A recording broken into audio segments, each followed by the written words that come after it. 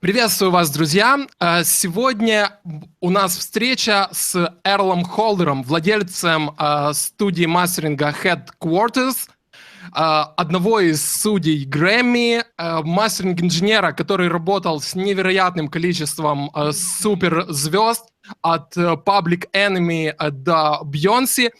Сегодня с нами легенда, и Эрлл поделится с нами своими мыслями о музыкальном бизнесе, расскажет немного о своих подходах к мастерингу, также расскажет немного о вещах, которые он использует в процессе мастеринга, о своем оборудовании, а также поделится своими мыслями о будущем инженерии и другими вещами, связанными с этой темой. Что ж, будет очень интересно, пристегните ремни, и хочу напомнить вам, чтобы вы не забывали задавать ваши вопросы в чате на YouTube, и я смогу задать эти вопросы Эрлу, а вы сможете получить на них ответы. Хочу предупредить народ, который впервые на такой трансляции сегодня на нашем канале, что мы будем работать через переводчика. В качестве переводчика сегодня будет главный переводчик проекта Yorshoff Mix Евгений Жуликов. Женя, скажи привет ребятам. Всем привет. Как вы помните, или если вы не помните, я немного напомню, я буду говорить что-то на русском, Женя будет переводить это на английский, Эрлл будет говорить что-то на английском, Женя будет переводить это на русский, и вот такой змейкой мы будем двигаться вперед по нашим вопросам. Что ж, ребята, поприветствуйте Эрла. Женя, скажи, что я сказал ребятам поприветствовать Эрла. We said all the guys that they should say hello to you. Earl, say hello to everybody. Hello, everybody. How are you? My name is Earle Holder. I'm glad to be here. Всем привет, меня зовут Эрлом Холдер, и я очень рад быть здесь. Что ж, отлично. Ребята, мы будем начинать. И первый вопрос будет таким. Эрлл, расскажи, как ты пришел к работе в музыкальной индустрии? Возможно, у тебя была своя группа, или ты ходил в музыкальную школу, или что-то еще? Okay, let's move on to the first question. And the question is, Earle, how did you come to work in the musical industry? Probably you have had did you play with a musical band, or was it something else? Okay.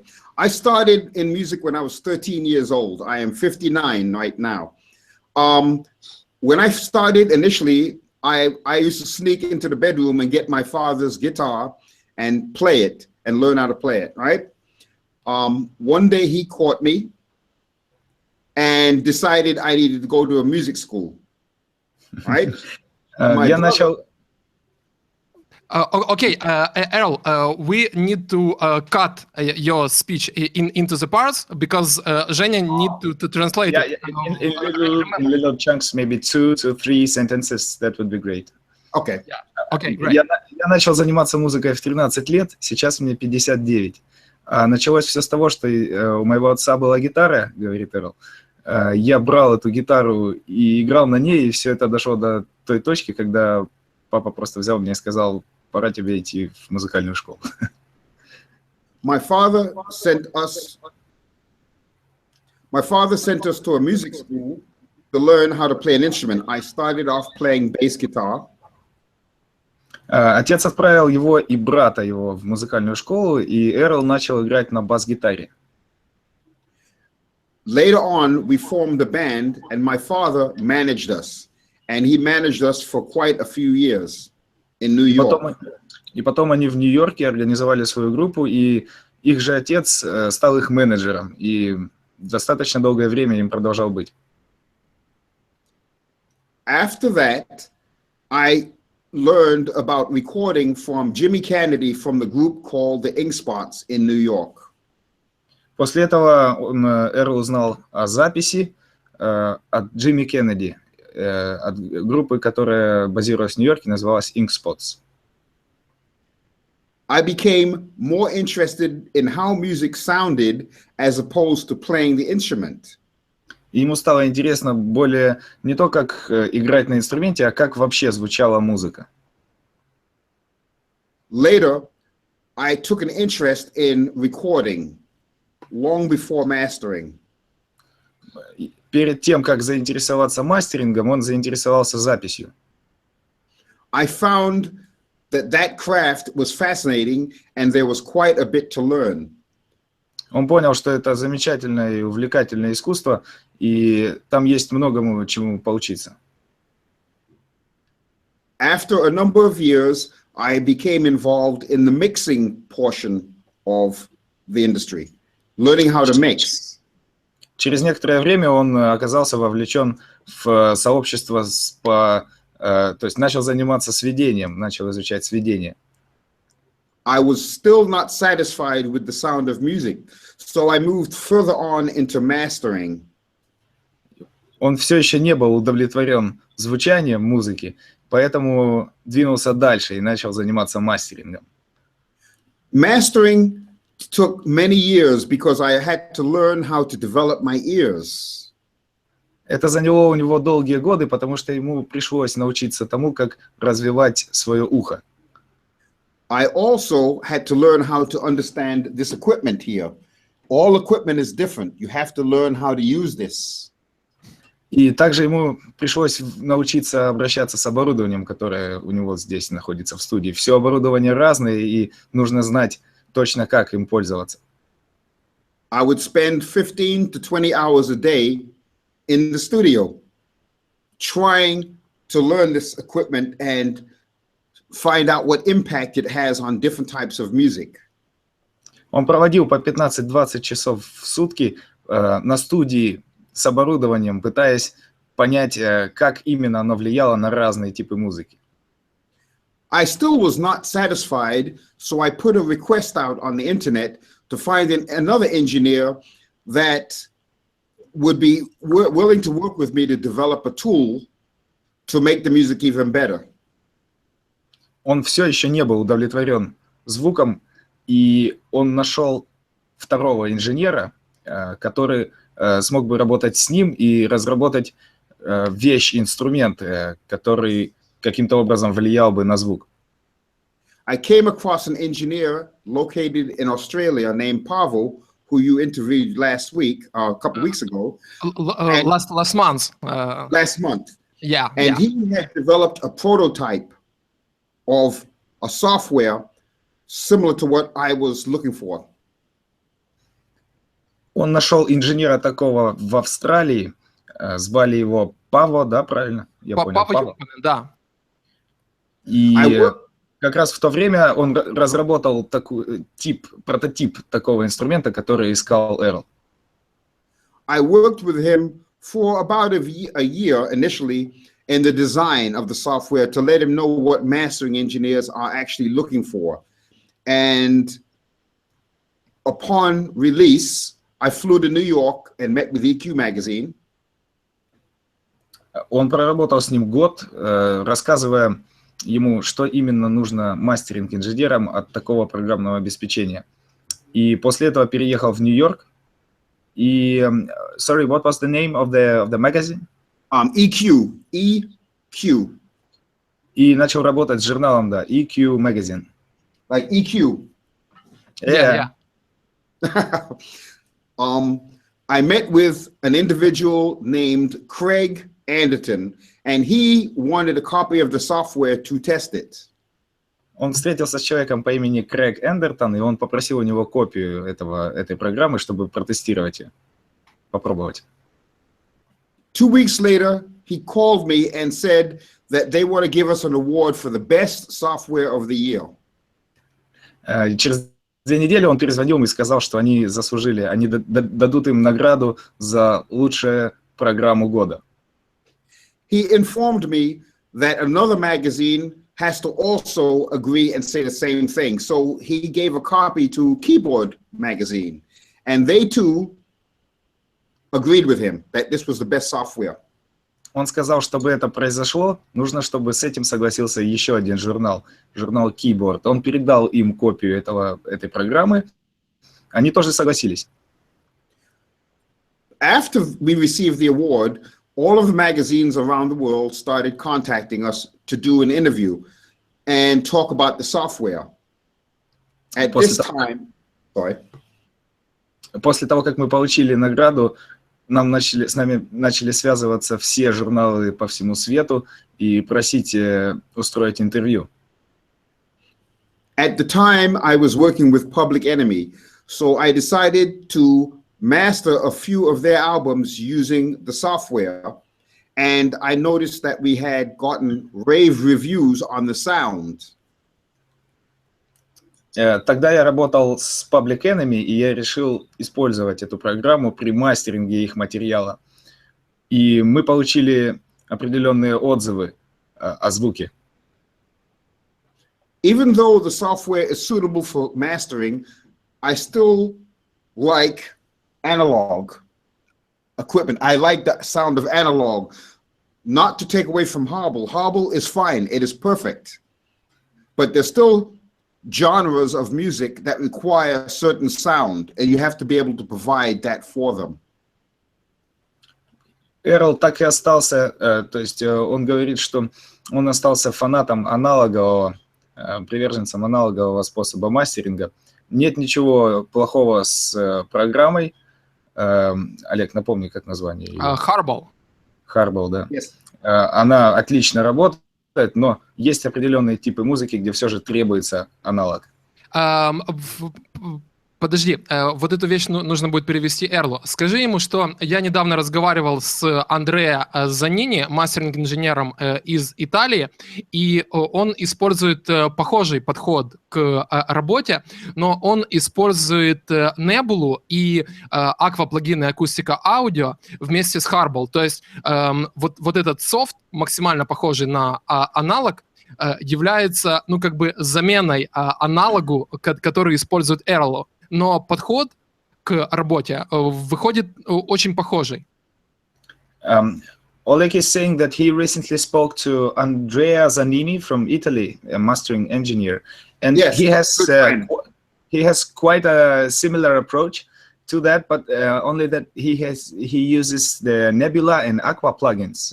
That's correct. I know him. That's correct. With the Harball, yeah. Yes. So all of this that creates this analog sound, yes. Да, и получается что-то типа гибридного подхода, как использует Earle. So what we have here, and also what you're using, sounds like a hybrid approach.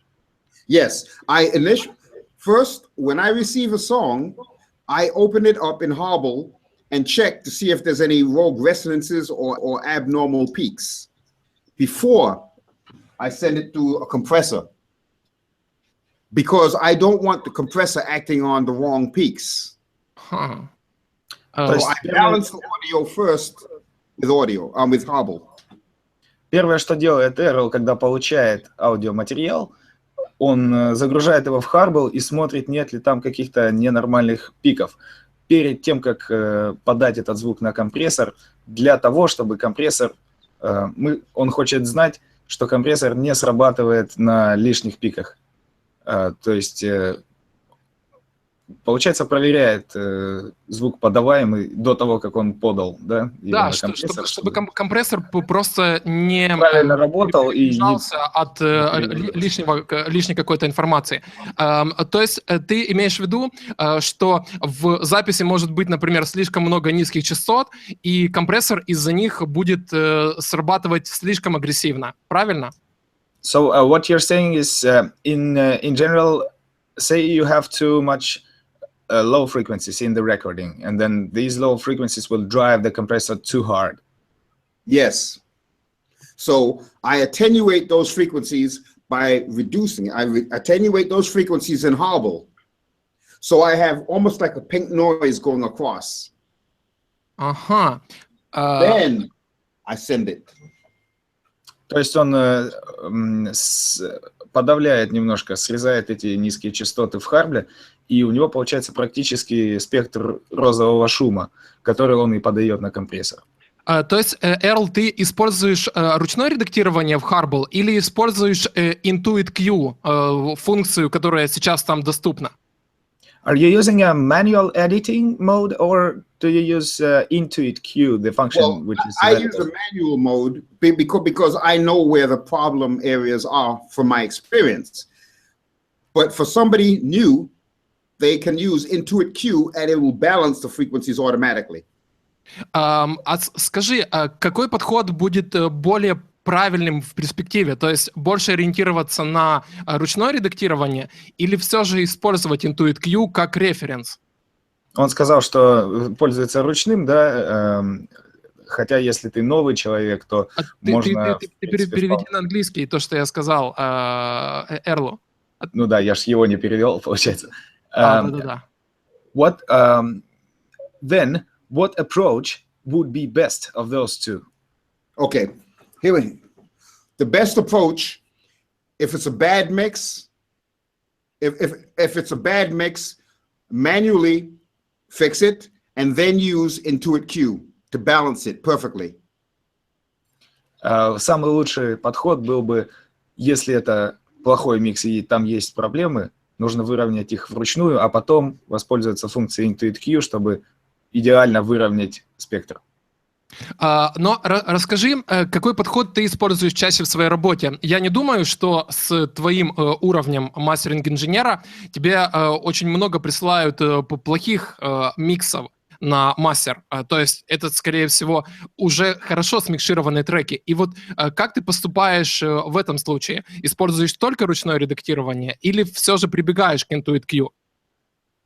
Supposing that you're a top-grade mastering engineer, so that's unlikely that you get a lot of bad recordings. So on your own experience, no, on your own experience, which approach is used mostly in do you use mostly in your job? Okay, ready? First, I load it up in this. I load it up in Hobble right here. That's the first thing I do when I receive a song. Первое, что я делаю, когда получаю песню, я направляю ее в Harbel сюда. I look at it and make sure that it has some sort of pink noise shape to it, right? Now, once I have a pink noise shape, I can low shelf or high shelf. I can go like this or like this, but it has to be balanced this way. Как показывает Earle, да, ты можешь, он смотрит сразу, есть ли у него вот эта форма розового шума, clean. Если она есть, можно ее балансировать полками, то есть двигать немножко, наклонять в одну или в другую сторону, но она должна быть сбалансирована, то есть ровной, прямой. Then in my compressor, no more than 1 to 2 decibels of compression. No more than that. No more than 2 decibels of compression right there. Потом идет компрессор от 1 до 2 дБ, не больше. Then the equalizer, there's 4 magic frequencies, right? 68 Hertz. Потом эквалайзер, 4 магических частоты, 68 Гц. 270 Hertz. 270 Гц. 2 kilohertz. 2 кГц. 8 kilohertz. И 8 кГц. These are 4 magic frequencies where you can use a wide Q and fix anything. So the compressor kind of flattens it. These 4 frequencies allow you to bring it back up again and make it nice and big. This balances it. This lets you bring it back out. Есть вот эти 4 частоты, которые он сказал, магические. Их можно использовать после компрессора. Тогда, когда компрессор выровнял звук, этими частотами с широкой добротностью, да, можно приподнять обратно, вытащить микс.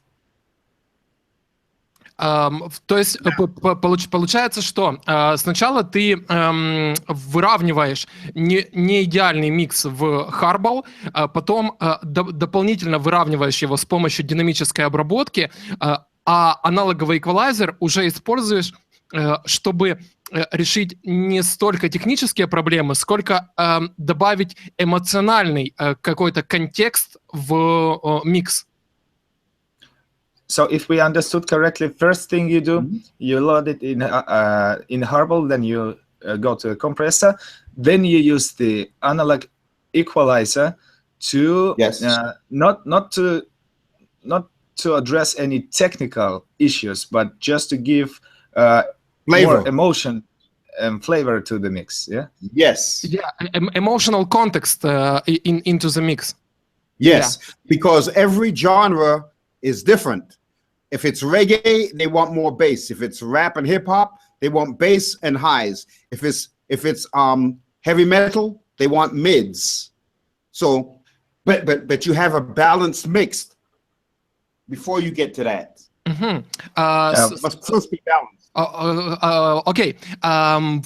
Женя, спроси Эрла о том, в каком режиме он использует компрессор, потому что я вижу там два компрессора для двух каналов. То есть он использует dual mono режим или стерео режим? We're interested in what mode are you using the compressor in? Is it a dual mode, dual mono, or is it a stereo mode? In stereo. I use it in stereo mode. I have it in stereo mode right here. Listen, if I put this in mono mode, which is dual, it's okay. There's a little bit of a difference there. If I put it in stereo, my ears are telling me that it's a fuller, wider sound. It sounds better to me. It sounds full.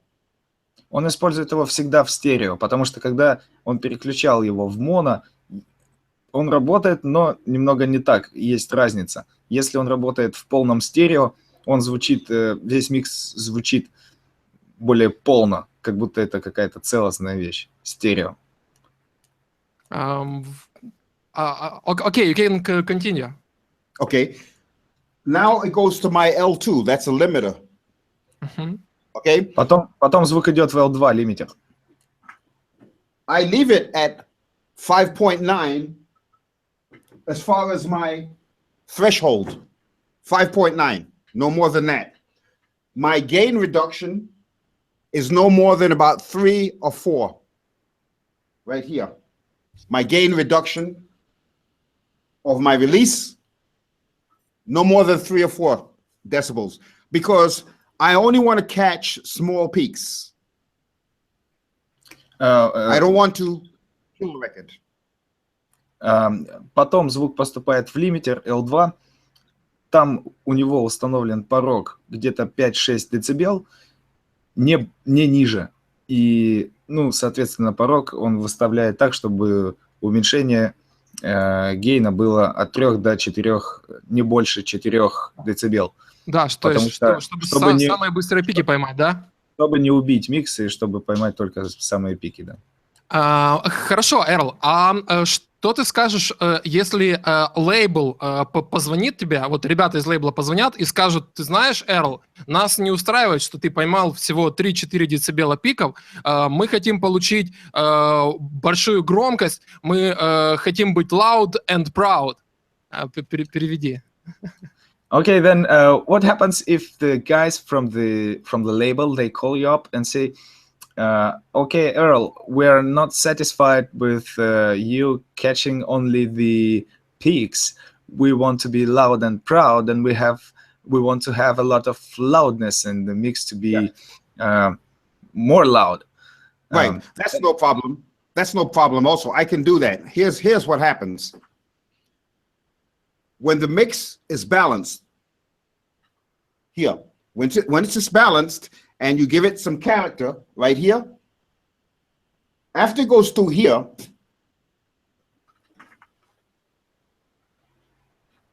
can you see me? Yes. Yes. Okay. I have it going into here, into a USB. I'll take it, put it back in my system, and in Harbol, I'll increase it to negative 10 decibels RMS, negative 11 decibels, no more than negative 10. Never. Otherwise, I tell them to go somewhere else. Так, если я правильно понял ответ,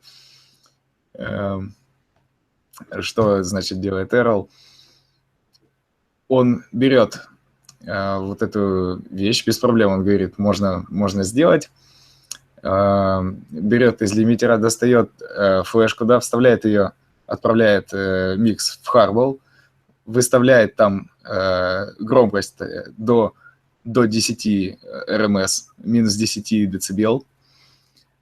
Правильно? Да. И не больше. А если хочется больше, то он говорит ребятам, вы можете обратиться к кому-нибудь еще, да? Let me explain one thing. Loudness is perception, okay? 270 hertz and 2 kilohertz, if you increase that, the perception is that it's louder for the average person out there because it's mid to highs, so it's louder. It doesn't have to be loud, just those two frequencies need to go up a little bit. Штука вот в чем, объясняет Earle. Две вот эти частоты, 270 Гц и 2 кГц, достаточно поднять их. Это две частоты, которые влияют на громкость воспринимаемую. Громкость – это только воспринимаемая вещь. Не нужно делать все громче, можно сделать это громче. И тогда миксы будут читаться более громкими, даже если они будут на том же уровне средней громкости, чем миксы, где не увеличенные вот эти частоты были. And then if you boost those 270 and 2K, then compared to the mix where they were not boosted, this mix will sound louder, correct? Yes. Да, a lot of times I send a mix and it's finished master is normally between minus 11 and minus 12 decibels, right? But it's always, they always tell me they love the loudness. It's full because of the magic frequencies here, not because I just made it loud. It's what they're hearing. If a song has too much bass and you increase it, it's going to be high RMS, but it's going to be low in volume. So you have to use a fundamental frequency. If the fundamental frequency is 60, the first harmonic is 120, then 240, you may boost 240. You boost that. You don't have to boost the 60.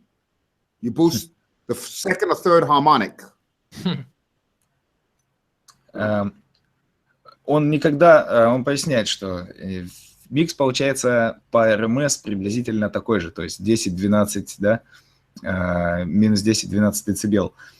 Но воспринимается громче, потому что тебе не обязательно, да, можно добавить низа, и все станет громче, но будет полный бардак, потому что это низ. На самом деле микс окажется тише в результате. Но не обязательно добавлять, допустим, 60 Гц, если это основная частота. Можно отступить, добавить вторую, третью гармонику, то есть 120-240 Гц. Можно поработать с этой частотой, вместо того, чтобы пытаться повысить 60. То есть получается так, что вот эта частота 270 Гц, которую ты используешь, это что-то типа усредненного показателя для большинства треков, с которыми ты работаешь. И поэтому, если тебе нужно добавить громкости, ты просто сразу же увеличиваешь вот эту, скажем так, вторую гармонику в записи. So all in all, if we get it right, this frequency, which is 270 hertz, magical frequency, this which is a mid-range. Some kind of a mean average value that you worked, that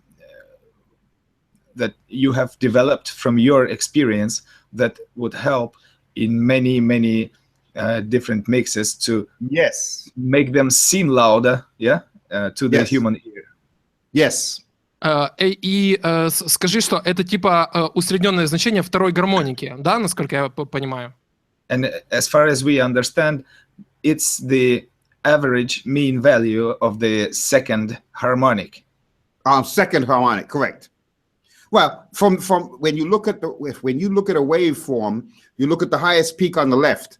That's the fundamental frequency, the one that's hitting. It could be 30, it could be 40, it could be 60. You'll know if you're looking at it. Okay.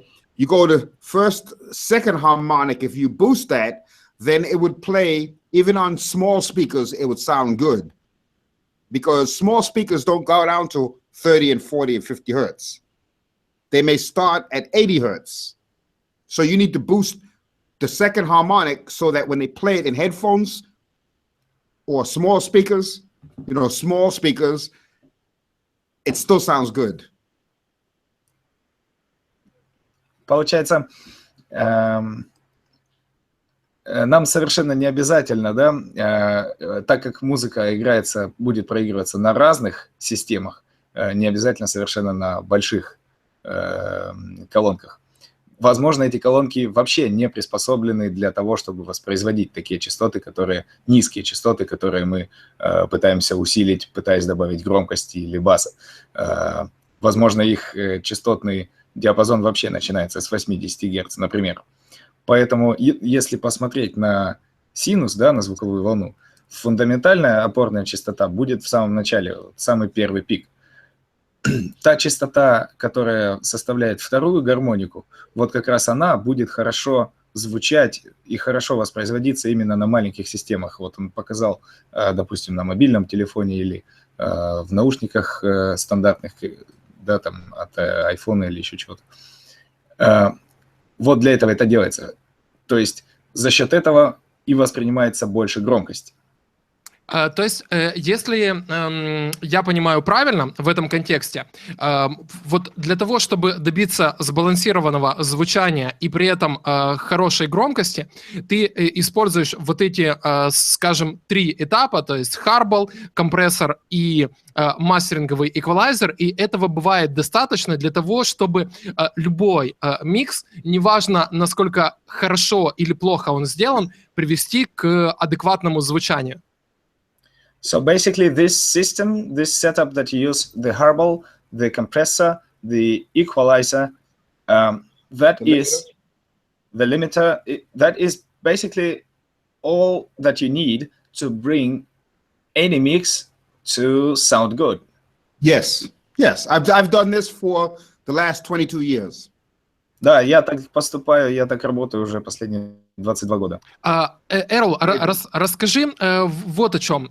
Мы знаем и видим на рынке и в студиях, в которых мы работаем с ребятами, массу мастеринговых эквалайзеров, и GML, и MSLEC, и любые другие, которые очень часто используются в мастеринговых студиях. Но ты используешь только эквалайзер mainly massive passive, насколько я вижу, и этого прибора достаточно, то есть ты не ищешь каких-то других красок в работе как мастеринг-инженер. Earle, we talk to many people and we see many people that they use a lot of different EQs for the mastering purposes. It could be a GML, it could be a MS Select. Yes. It could be anything, but from what we see now, you're only using the mainly massive passive. Mastering edition, massive passive. Is this device really enough to bring any mix, to work with any mix in any style or genre? For me, yes. Okay. Different EQs have different feelings, different personalities, different nuances. But I know that when I have a mixed balance, it doesn't matter what EQ I use. This I like because it's very minimalistic. I'm not trying to change what the producer's intent was. I'm trying to enhance it. I'm trying to give it to them the same way, but bigger. Разные эквалайзеры, говорит Earle, они обладают разным характером, да, звучания. Вот этот эквалайзер, которым он пользуется, он достаточно нейтральный, минималистичный. То есть Earle не старается изменить видение продюсера, который заложил какую-то идею в трек. May I say something? Yeah. If I spend $5,000 US on this, which I did, it better work on just about everything. Sorry, could you come again? Эрл говорит, что если он уже решил потратить $5000 на вот этот эквалайзер, то он должен работать везде. Да, это на самом деле очень хорошая логика. То есть ты считаешь свои затраты, чтобы потом определить оптимальное решение для своей работы. So you calculate your expense, and then you find out the optimum solution for your job. Yes. Listen, if I need 4 equalizers, I don't know what I'm doing. Если мне надо 4 эквалайзера, я не знаю, что я делаю. То есть получается так, что в какой-то момент ты нашел, что вот этот эквалайзер это как раз то, что тебе нужно для работы. So in some point of time, you decided that you found out that this equalizer is exactly what you need for your job. Yes, I did enough research as far as researching the curves, the filter curves on this. It's perfect. Okay. Again, он изучал эквалайзеры, то есть провел определенные исследования, он изучал кривые именно эквалайзеров, как они меняются, как они работают со звуком. И вот здесь, в этом устройстве, они идеальны.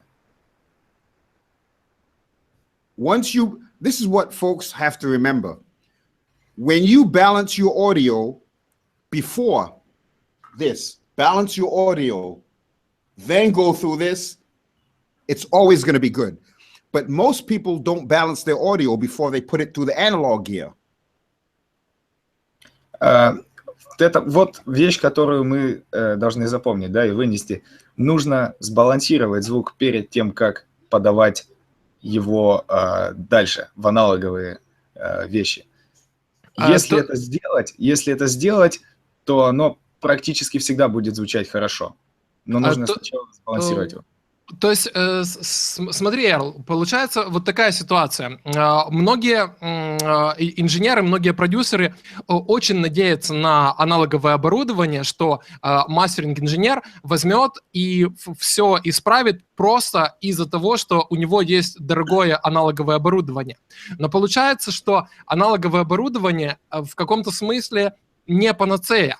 То есть, если ты не приведешь свой микс к адекватному звучанию до попадания в аналоговую цепь, то даже самое лучшее аналоговое оборудование не сможет сделать твой микс хорошо звучащим.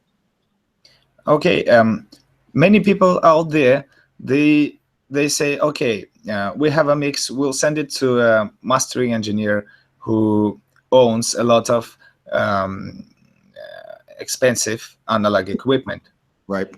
And he will do everything, and everything will be good, and the mix will instantly sound good. But from what we see, the analog gear in itself is not a cure from all diseases. The thing is to balance the audio before the analog gear. That's right. That's what I'm saying. Correct. You balance it. I use Hobble to balance the audio first, because the big mistake most people make is using a compressor to crush the audio. They think they can balance it by crushing the audio with a compressor. Not good.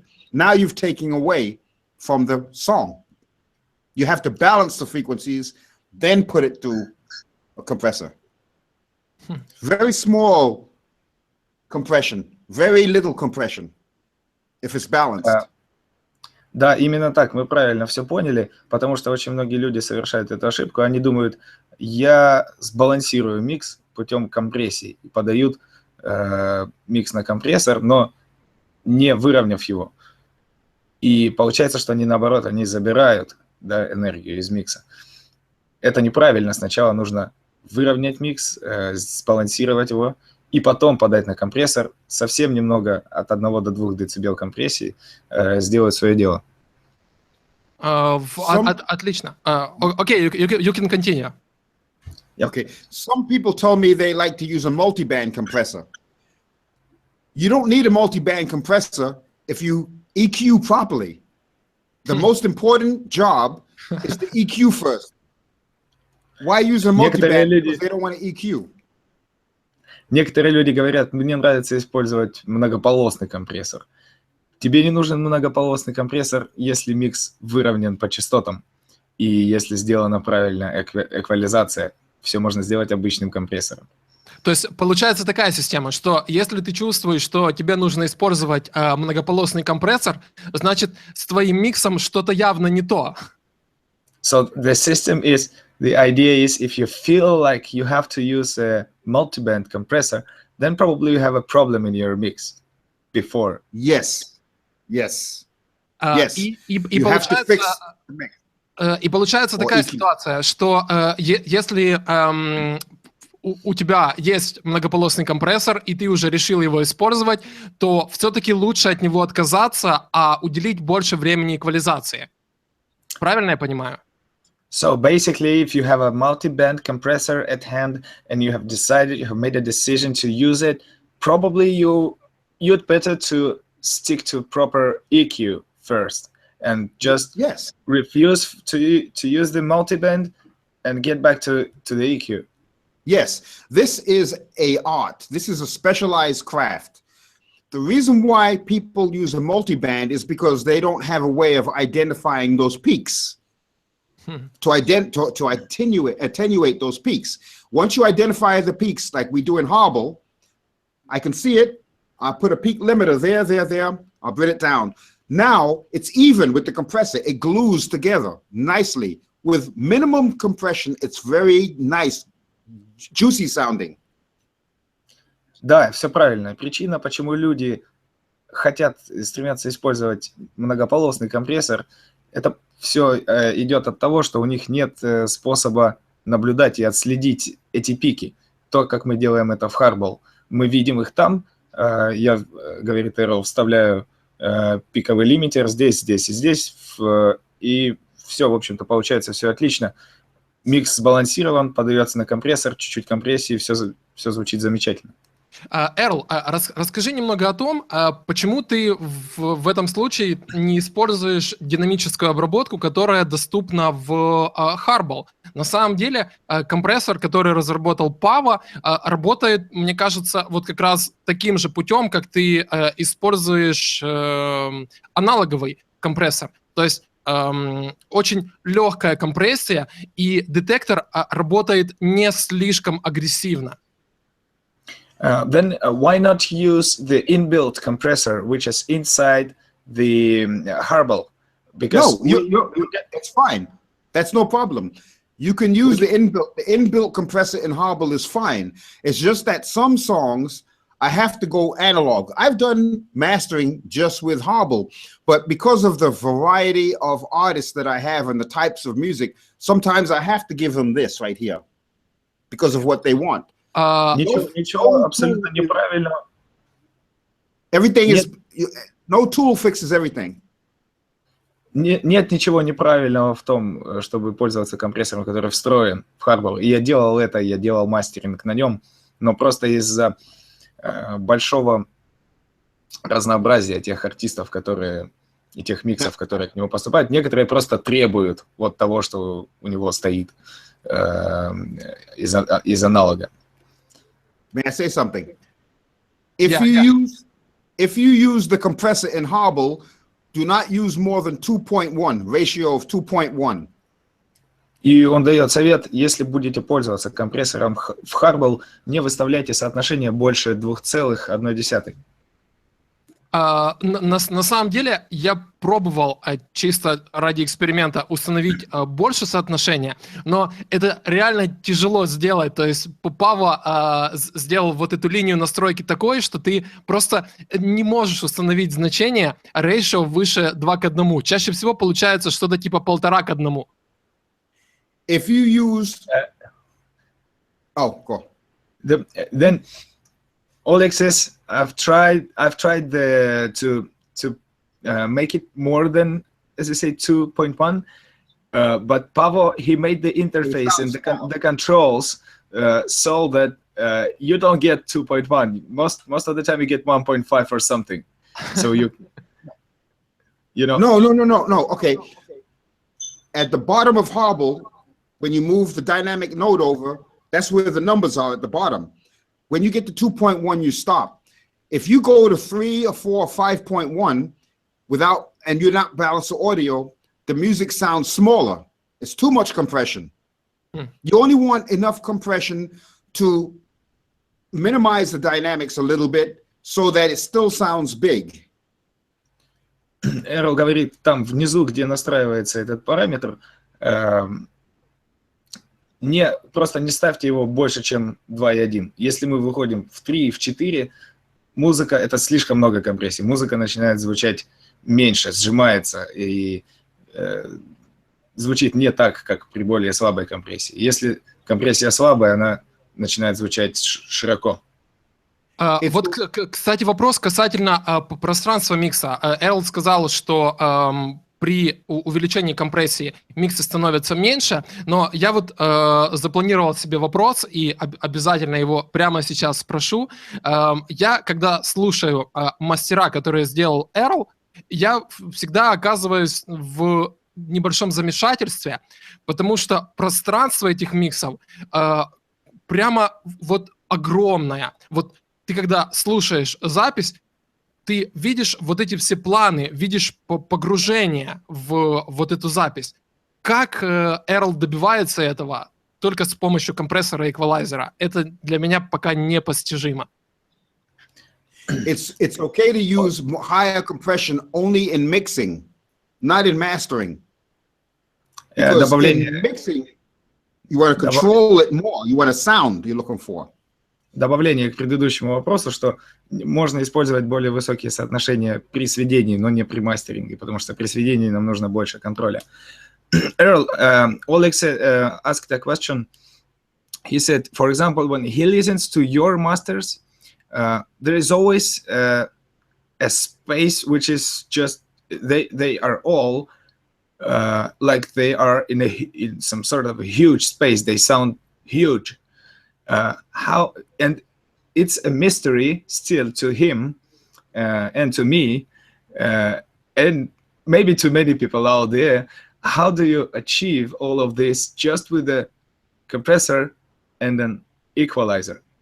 And you can see, okay, when you listen to the master, you can, if you listen carefully, you can see all the planes within the stereo, and you localize the sounds, and you have a lot of depths, yeah, in these records, indeed. The depth and that all with a compressor and a limiter, in the equalizer. Right. It's no mystery. It's all music goes this way. This is low. Pink noise. All music in the world is the same thing. When I look at the spectrum in Hubble, I look at the direction. If it's this way and that way, there's a problem. I need to bring this down here. I need it so it's like this. Now I can use a minimum compression and bring it up, and it sounds big. If I use too much compression right here, it's going to sound very tight, like it's on the radio, but it's going to sound small. Not good. Эрл говорит, вся музыка в мире это, можно сказать, розовый шум, график, да, который он нарисовал. Перед тем, как вообще заниматься мастерингом, он смотрит на спектр, как он идет. Есть ли отклонения? Если есть отклонения, их надо исправить. Вот после этого как раз происходит вот то, что он говорит. Иначе, если этого не сделать, то при компрессии микс начнет звучать маленьким. То есть магия, по большому счету, заключается в балансе. So the magic is in balance. Yes, yes, yes. Да. Magic is in balance. Two things: balance and minimal compression. Баланс и минимальная компрессия. Тогда, Эрл, расскажи вот о чем. Ты получаешь, как мастеринг-инженер, совершенно разные миксы. И, насколько я понимаю, не только от топовых артистов, как Public Enemy. все ли твои работы могут звучать глубоко и широко после балансировки? Или все же работа миксинг-инженера очень сильно влияет на конечный результат записи, которая уже будет звучать в наших колонках? Earle, you're a person who mastered Public Enemy, but also you are receiving many mixes from many various artists. Not all of the mixes are great, maybe. Then the question which is interesting to us is the mastering process, and are you able to fix and to make every mix sound that great, or is there a great portion of the work of the mixing engineer, which is I spend, if a mix is not correct, I will contact the sender and tell them what they need to do to fix it in the mix. Yes, the mix. I tell them the last person who touches this song is the one who gets blamed for it. So I'm not going to master a terrible mix. Если в миксе есть проблема, если микс плохой, он отправляет его назад и говорит людям, что нужно сделать, чтобы исправить эту проблему. Последний человек, который приложил руку к этой вещи, на него и падает вся вина. Он не хочет, чтобы вина за плохой микс падала на него, поэтому он отправляет его назад. В таком случае, Эрлом, расскажи, какие наиболее частые ошибки ты встречаешь в миксах и какие ошибки ты просишь, чтобы без вариантов миксинг-инженер исправил, иначе ты не будешь делать мастеринг? Then what mistakes are the most frequent in your experience? Sure. And what mistakes are you sure to ask to correct from the mixing engineer? Okay. Number one, too much compression on the master bus. They send me a mix, it's crushed. I have no headroom. That's number one. Первая ошибка, самое главное, компрессия, слишком много компрессии на мастер-шине. Когда ему присылают микс, он скомпрессирован, нет никакого задела, запаса, хедрума, не с чем работать, он отправляет это назад. Number two is they're in a room that's not balanced, so if the room has too many reflections, they turn up bass too much, but then they put compression on it and mess it up. Or if the room is too padded, they're turning up too much highs. So I tell them to always just turn the compression off. Turn it off, and I can fix anything. И дальше получается такая вещь. Если комната, в которой делалось сведение, например, в ней очень много отражений, у них есть тенденция к тому, чтобы завышать басы в этом миксе. Естественно, потом это отправляется в компрессор и звучит не очень хорошо. Если у комнаты, наоборот, заглушена, глухая, получается слишком много верхних частот. Все это, естественно, опять в компрессор. Он говорит, просто выключите компрессор на мастер-шине и отправьте мне, я все исправлю. If it's too much treble or too much highs, it's easy to fix. That's easy to fix. But if they have put a compressor across the whole track because it wasn't balanced and they just crushed it, that's no good. Anything else you could work with. Oh.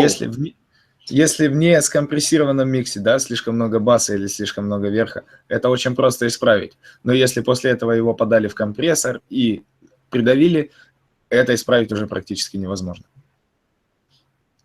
There is one more problem. If the singer, for instance, is very dynamic and they didn't use the right compression on the individual track, there's a problem if it's not mixed properly. In other words, it's okay to use compressors on individual tracks, but you have to set the compressor correctly. They may not know what they're doing. И еще одна вещь, которая может произойти, если вокалист слишком динамичен. если неправильно был настроен компрессор на индивидуальных каналах, на отдельных каналах. Это нормальное явление, что мы ставим компрессоры на отдельные каналы, но если они настроены неправильно, этот микс он вернет. Another problem, they send me a track and it's not in stereo. I look on a phase scope and it's in mono. Еще одна проблема. Я получаю микс, а он не в стерео. Я смотрю на векторскоп, и он моно. А такое реально случается? Did it really happen? Yes, that happens quite a bit. Да, это достаточно часто случается. It's because they bought a track from somebody. They purchased the track that was in mono, and is already mastered, and then they tried to put vocals on top of that. Это потому что... Это потому что они купили где-то этот трек, да, потом попытались наложить на него сверху вокал. Тот трек уже был отмастерен, положили на него сверху вокал и пытаются мастерить. Это очень плохо, да. Ну, на самом деле это звучит как какой-то фарс. That really sounds like a joke. But as a side note from me, can I just ask, are they rappers? Some are. Yes. Yeah. You know what? Some are, but that's because they don't understand. Listen, here's the thing. In rap, they usually buy the beat. All the music I get, they're playing the instruments. So they're in a recording studio. There's a difference. Да, то есть у рэп-исполнителей, да, принято такое, купить бит там или разные вещи. Но вся музыка, что поступает ему, она сыграна на живых инструментах. То есть с рэперами как таковыми Earle имеет очень такое редкое знакомство и не так часто стыкается, насколько я понимаю. So it is rare that you work with the rap genre. No, I work with everybody. I get rap, I get country and western, I get jazz, I get heavy metal, I get reggae from the Caribbean. I work with everybody.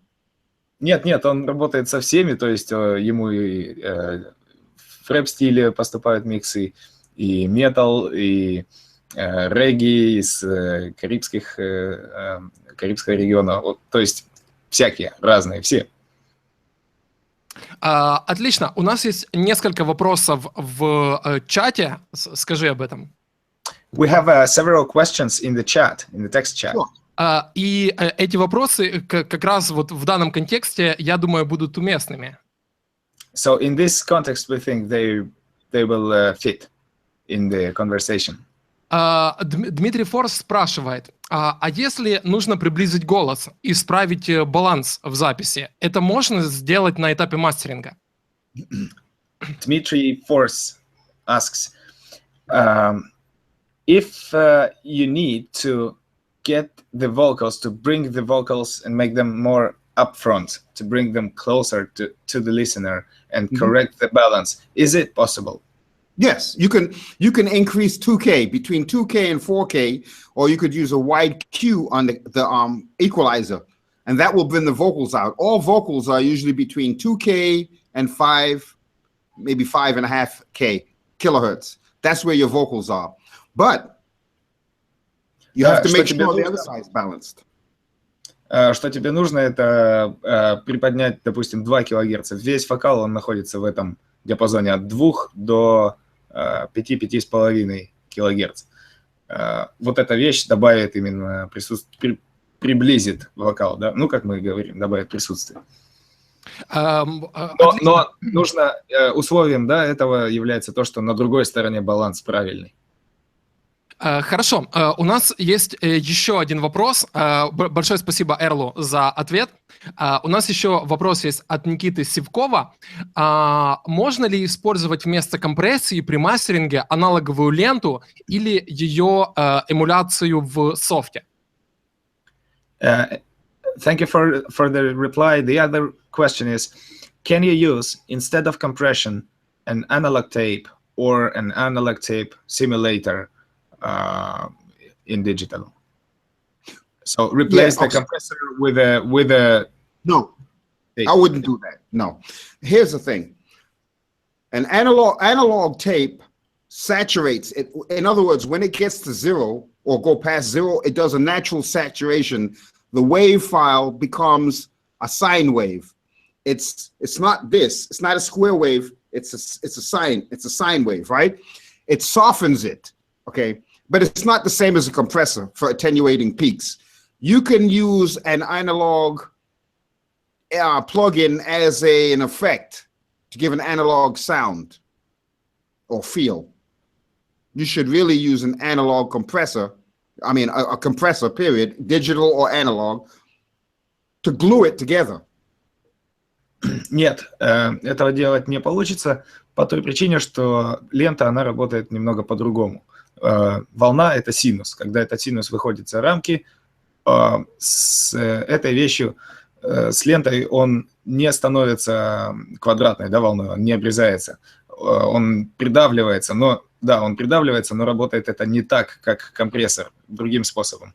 Нужен для тех вещей, о которых говорит Earle, для баланса, для создания этого баланса, нужен обязательно компрессор. Неважно, какой, цифровой или аналоговый, но именно компрессор. Лента работает немного не так.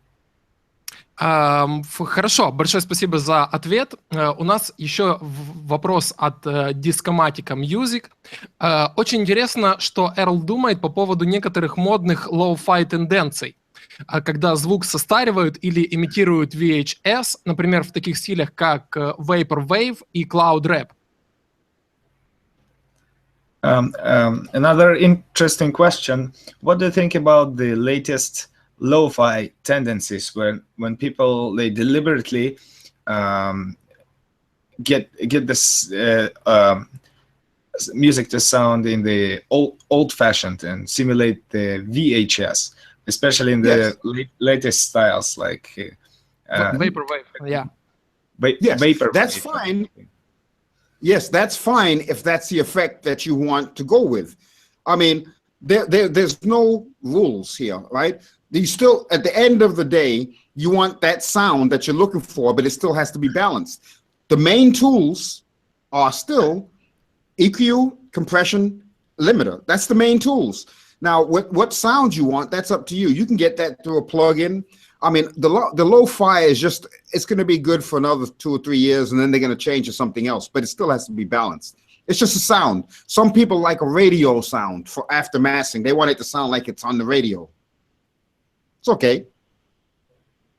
Ничего страшного, этим можно пользоваться в качестве эффекта, например. Но штука в том, что все равно аудио должно быть сбалансировано. Основными инструментами все еще остаются эквалайзер и компрессор. Вещи такие, как, вот, например, low-fi, да, и застаривание, да, они модные, они будут модные 2-3 года, а потом они уйдут. Некоторым людям нравится так сделать свои записи, чтобы они звучали как будто из радио. Это все можно делать, но основной инструмент — это баланс. Баланс, компрессор и эквалайзер. May I say something? Oh. Yeah. Okay. When you're doing music like heavy metal, right? Heavy metal is a lot of hard guitars. It's hard. You may have to use, after you balance it, a little bit more compression, just a little bit, because it's uncontrollable. It's a lot going on at once. I did a group called Horizon from England a couple of years ago. Very energetic. So EQ, a little bit more compression, just to tame it. It's too wild. Tame it. But not a whole lot of compression. Есть некоторые стили, некоторые ситуации, где можно использовать немного больше компрессии. Например, в металлических жанрах, когда есть в миксе очень много гитар, они все очень тяжелые, такие драйвовые, и микс получается, если вы чувствуете, что микс неконтролируемый, тогда можно придавить его еще сильнее немного, но не слишком сильно. Но в этом случае у меня есть дополнительный вопрос. Вот что делать, если у тебя есть metal микс, и в этом metal миксе звучит и вокал, и перегруженные гитары. То есть получается, что у тебя вот этот диапазон 2-3 кГц занят одновременно и вокалом, и гитарами. Но гитары при этом звучат очень громко, а вокал на их фоне теряется. Что делать в этой ситуации? Then what you do if, say, you get a metal mix and you have vocals and you have guitars and they occupy the same 2 to 5 kilohertz range, but then you see that the guitars are way too loud and the vocals is quiet, then what's the way out? 2 ways. Okay. Есть два пути. First, if you use hobble, you can see those areas that are peaked. Number 1. Or number 2, if you use a regular equalizer, you sweep it. You sweep the frequencies and look for resonant frequencies and bring it down maybe 2 to 5, 0.2 to 0.5 decibels. In other words, you sweep across the equalizer, up there, bring it down. Sweep again, up there, bring it down. So now you're giving each one of those instruments or vocals their own space. And then you put it through the compressor. Если пользуешься Harbel, можно взять его инструменты или взять обычный эквалайзер и поискать, им попробовать поискать пики. Пики, которые выпадают из общей картины, и их придавить совсем немного, 0,2-0,5 дБ. И потом это даст каждому инструменту в этом диапазоне свой собственный, да, диапазон. Свое место, да? Свое пространство, да, место. Но смотри, Эрл, ситуация получается следующая, что вот, например, ты ослабил вот эти резонирующие частоты, чтобы немного осветлить гитары, чтобы они не были такими резкими. Но не потеряется ли при этом эффект присутствия в вокале? Вокал не станет ли безжизненным в этом случае? But say then you've corrected those resonances, the peaks in the guitars, yeah? Yeah. And then wouldn't it make the vocals to sound flat? No. Because you have to use a small Q, not a wide Q, a small Q. So Нет, потому что нужно пользоваться тонким фильтром, да. Right. You want to identify the dominant frequencies, not wide. Narrow Q, found it, bring it down. Narrow Q, find it. Not wide. If you do wide, then it brings everything down. Не пользоваться широким фильтром, а именно пользоваться узким фильтром. Поискал, как идешь по спектру, нашел резонанс, задавил, нашел следующий, задавил. В таком духе. I must also tell you this. Remember earlier we spoke about pink noise, right? If you're mixed when you're looking at the frequency spectrum and it looks like this again, it doesn't matter. It's going to be balanced. Vocals, guitars, bass guitars, keyboards, drums, everything is going to be balanced because every instrument and vocal has their own space, their own frequencies. Even though there may be overlap, it's still even. So it's still going to sound good to the ears. The secret of mastering is balancing the spectrum. Да, то есть в миксе присутствует несколько инструментов, они все перекрываются, у них, может быть, происходят наложения их собственных спектров. Но если все это в сумме звучит сбалансированно, звучит так, как сказал Earle, то есть в форме розового шума, тогда это в любом случае будет звучать хорошо и приятно для уха. Секрет мастеринга кроется в балансе, в частотном балансе. Отлично. Мы начали уже более детально говорить об эквализации, и у нас в чате есть несколько вопросов, но прежде чем я их задам, скажи, что ребята пишут в чате, что объяснение Эрла очень классное, что все очень толково и понятно, что большое ему спасибо за это. May I say Earle, something? just as a side note, we are getting very good responses in the text chat, and many people, they say thank you because your explanation is very clear. And Thank you. See, may Yeah, I and say something? thanks to you for this. Thank you. Here's most people EQ incorrectly. If the vocals are too high, they turn it down, but the bass goes up. If the bass is too high, they bring that down. Now the vocals are too loud. See, you have to balance it this way. Otherwise, you'll never get it right. You pick this part up, this goes lower. You pick that part up, this goes higher. That's the wrong way to EQ. EQ is only for balance. That's it. First, before compressor. After compressor, EQ is for flavor.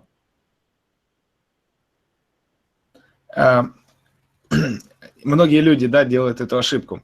Они поднимают там, да, поднимают немного вокал, бас уходит вниз, потому что мы подняли там. Поднимаем бас, все остальное, кроме баса, уходит вниз. Таким образом, баланса никогда не добиться. Единственный правильный способ эквализировать для этой цели, да, достижение баланса. Именно в этом месте, в его цепочке. Позже, потом, тот эквалайзер, который он использует, это уже вкусовой. Хорошо, большое спасибо за ответ. Вернемся к эквализации. В чате я вижу несколько вопросов от Святослава Колодочкина, от Дмитрия Форза касательно того, как Earle использует эквализацию.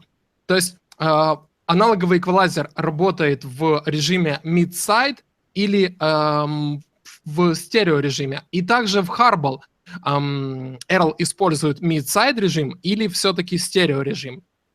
The guys in the chat, they ask, what mode do you use the EQ in? Both the analog and in Hardball. Is it a mid-side mode or is it a stereo mode? Okay, gotcha. The EQ I use analog is stereo. In Hardball, I'm able to use mid and side. And now, when I'm in side mode, I always low shelf at 100 hertz. You should always, in side mode, low shelf at 100 hertz. So I look at both before I get to the compressor using Hardball. Because they may have a chorus they're singing on the side, too loud. I can go into Hardball and bring the chorus down before the compressor. Насколько я понял, да, в Hardball, да, он может пользоваться сайд-режимом, и в этом сайд-режиме всегда фильтрует 100 Гц. То, что он делает всегда. Да, аналоговый эквалайзер все-таки использует в стереорежиме. Сайд-фильтром аналоговый всегда в стереорежиме, да. То есть, опять же, это для того, ну вот, для баланса. Может быть, там есть подпевки, да, момент какой-то, или во время припева что-то в сторонах, по сторонам спектра, что-то очень громкое. Тогда он может немножко придавить его перед компрессором. Большое спасибо за этот ответ. Движемся дальше. Святослав Колодочкин спрашивает, а что по поводу расширителей стереобазы? Как Earle относится к ним? Использует ли, ну, насколько я понял, уже не использует, но как к ним относится, вот, к стереорасширителям? What about the stereo enhancers? Do you use, well, as far as we can see, you don't use it, but no. How do you treat them? Okay, I'll show you. Ready? Okay. In Hardball, we have a tool called Air. And what it does is it adds ambience to the track. Now, I use this. When I use Air, I use that. Because I want to hear it properly. this, it won't work. It doesn't, it's okay. The speakers are okay that way, but headphones are better for ambiance to hear the separation. Yeah. So I use that. Можно. В Hardball есть такой инструмент Air, да, воздух называется. Он добавляет больше пространства. Вот когда он пользуется им, он всегда надевает наушники. Колонки в этом случае не сработают. В наушниках слышно лучше именно вот этот эффект. Эффект дополнительного стерео по сторонам. Дополнительного, да, воздуха. Да, скажи Эрлу, что когда мы встречались с Паво на стриме, мы достаточно подробно говорили о модуле Air, о том, из чего он состоит, и уже тогда на встрече с Паво мне лично и ребятам в чате тоже было понятно, что эта вещь работает лучше, чем стереорасширитель, потому что она не растягивает запись как резину, а добавляет вот ту дополнительную ширину, которой может не хватать записи. Oleg says that when they were talking with Pavel the other day, and many guys, they also said that they all believe that this tool, the Air, which they discussed in detail, and Pavel told them a lot about how it works inside, what's under the hood. And it was obvious that this tool, Air, it works better, way better than just the stereo enhancers, just Correct. Because it does not stretch the sound like you do with the rubber when you want to stretch it. It just adds that feel, that more ambience and more stereo width. And the secret to using that is simply this. You put on the headphones, you turn it up until you can hear it, then start backing off. If you can hear it, it's too much. It's the same thing with the EQ when I'm shaping here. When I'm turning it up, like I turn up 8K, if I can hear it, it's too much. Back off. Same thing with everything. Any effect, if compression, if I can hear the compression, it's too much. I use these speakers in the front right here to control highs, right here, these K-Rocks. I'll turn up my 2K and 8K. If I can hear it trebly right there, it's too much. Before I send it to the speakers in the back of my subwoofer. И секрет использования этого инструмента, и секрет использования, в принципе, многих других инструментов. Если ты слышишь, то есть он включает Hardball, надевает наушники, отправляется в этот модуль, да, Air, и добавляет его звук. В момент, когда он услышал это добавление, он начинает двигаться назад, то есть делает его тише, этот эффект. Если ты слышишь этот эффект, его слишком много. То же самое с компрессором. Если слышишь, как работает компрессор, его слишком много. Нужно немножко отпустить. Вот те колонки, что он показывает, он использует их для контроля верхов. То есть он возьмет ручку 8 кГц, отработает ей, выставит ее значение. Если он слышит ее действие, это слишком много. Нужно немножко сделать поменьше. Большое спасибо за этот ответ, и большое спасибо, ребята, за вопросы в чате. У нас есть несколько вопросов, касающихся компрессии. Я думаю, это стоит перевести. We have, thank you for the reply. We have several questions which in regard to compression. Sure. Ребята спрашивают, точнее, сейчас я посмотрю, Icon Daniel спрашивает, какие параметры атаки релиза предпочтительнее, на его взгляд, при настройке компрессора? Which attack and release parameters are preferable, on your opinion, when you tune up the compressor? Okay, that's a great question. Here we go. Ready? Yes. Это отличный вопрос. Давайте, сейчас расскажу. Okay. When you listen to a song and you turn up to make sure the release is all the way up to the slowest first. The first thing you should adjust is the attack. Now, if the attack is too fast, it's going to hit the drums. If you make it a little slower, it's going to start hitting like the vocals only, but not the drums, right? You want to set the attack not too fast because you don't want to make it small. You only want to control peaks. Go ahead, and I'll tell you more. Go ahead. Первое, что он делает, берет ручку релиза и выкручивает ее полностью до упора, до конца, на самое долгое, да, самое максимальное положение. Потом настраивается атака. Если взять атаку и настраивать ее, смотреть, ты увидишь, как начинает работать компрессор и на что он реагирует. Если атака когда атака маленькая, он начинает реагировать на удары барабанов. Если делать ее больше, вы увидите, что она реагирует только на вокал, например. И в этом заключается вещь. Нам не нужно слишком задавить микс. Нам нужно найти только пики.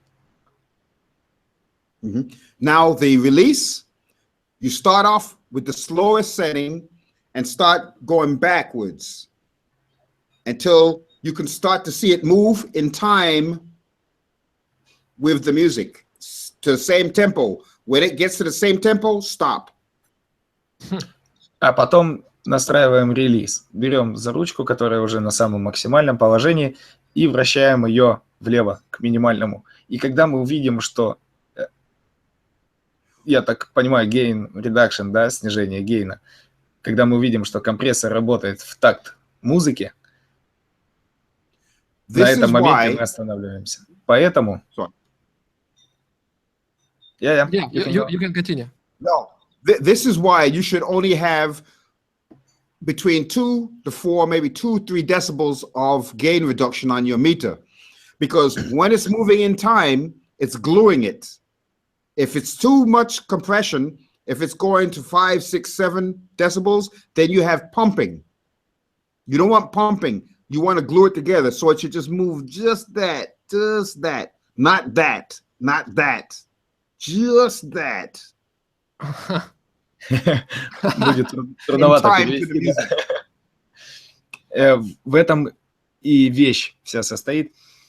Если поэтому мы берем вот это значение gain reduction 2-3 дБ, не больше. Если мы возьмем больше, будет эффект накачивания. Когда компрессор работает в такт, и именно в этих значениях, тогда он оказывает как раз этот эффект склеивания, но не больше. I'm going to show you. I'm going to take this. I'm going to do something for you. And so I can show you exactly how the meter should be moving, okay? Is that okay? Шикарно. Он хочет нам показать точно, как двигаться должен этот метр.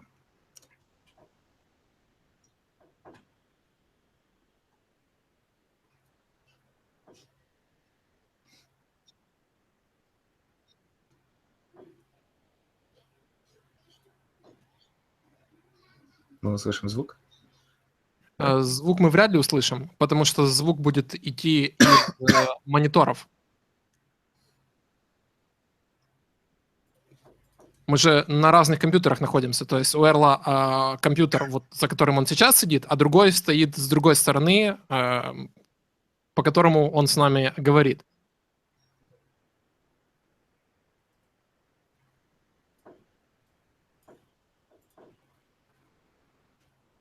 Okay, I'm going to do something here.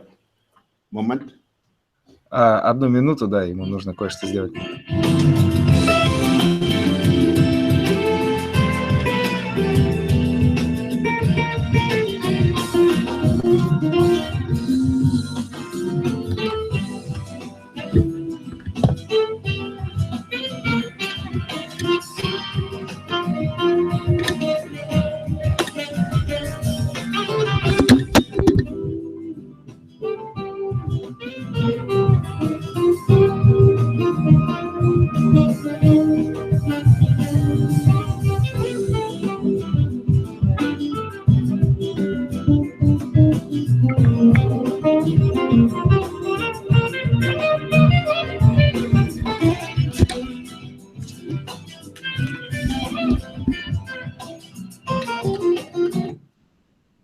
То есть получается так, что вот эта иголка индикатора двигается очень медленно.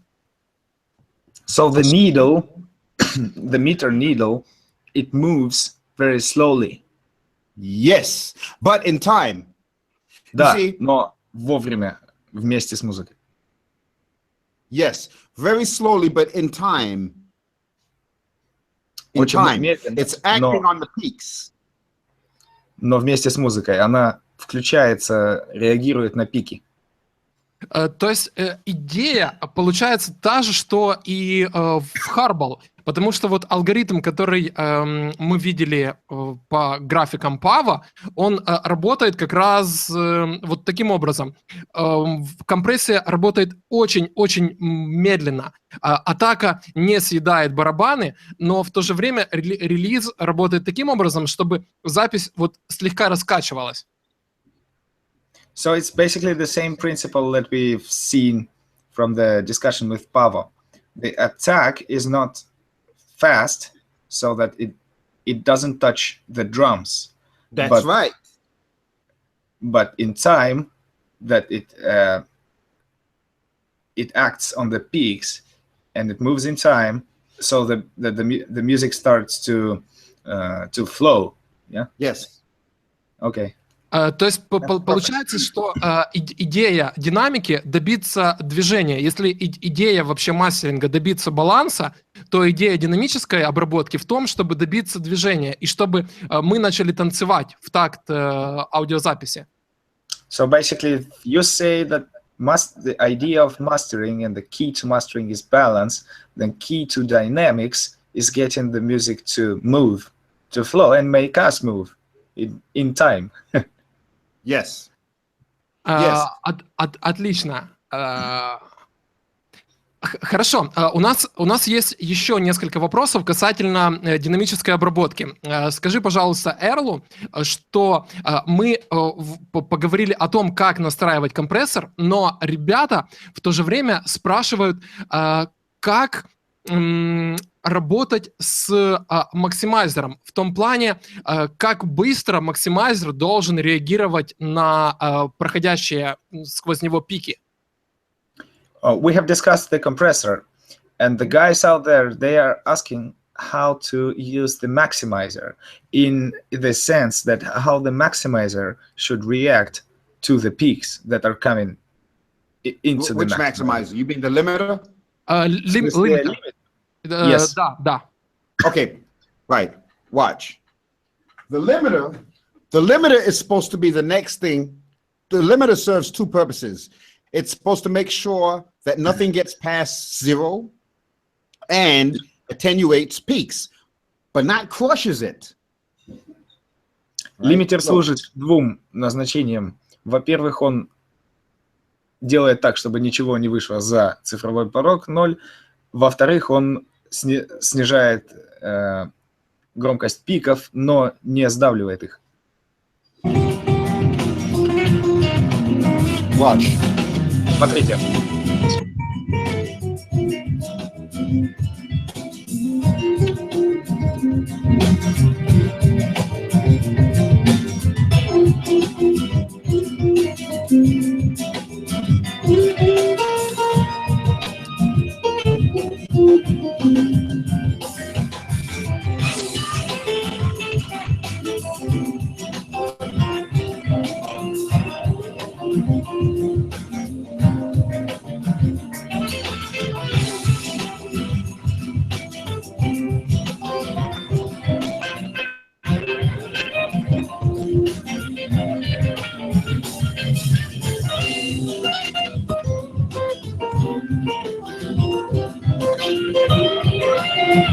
Насколько мы увидели в записи, что лимитер срабатывает очень быстро на вот эти проходящие пики. As far as we have seen on the recording, the limiter acts very quickly on the incoming peaks. That's correct. То есть, по большому счету, он работает как brick-wall limiter, не так ли? So it's basically a brick wall limiter. It's a brick wall limiter, correct. But You see, it didn't have to react that much. The reason why was because it's all balanced. If it's balanced, the peak limiter doesn't have to, it only now and again it sees peaks, not all the time. Да, но вы видели прекрасно, что он не так-то уж и сильно работает, в том смысле, что если микс сбалансирован, то лимитеру ничего особенно не остается, он иногда только начинает срабатывать. Отлично. У меня есть следующий вопрос, и вот я смотрю в чате, Дмитрий Форс спрашивает по поводу того, какие преобразователи использует Earle, но мой вопрос будет немного больше, немного более глубокий, что ли, в этом плане. Спроси у Эрла по поводу того, вот мы часто видели, как мастеринг-инженеры клипируют конвертеры, чтобы добиться дополнительной громкости. Делает ли так Earle? Скорее всего, нет, но спроси, почему он не клипирует конвертер и какие конвертера он использует, потому что лимитер — это же не последний элемент в его звуковой цепи, насколько я понимаю. Okay, the question is, some people out there, they use clipping of the converters to add more volume. Question is, do you do that? Although we might suggest that you don't. And also,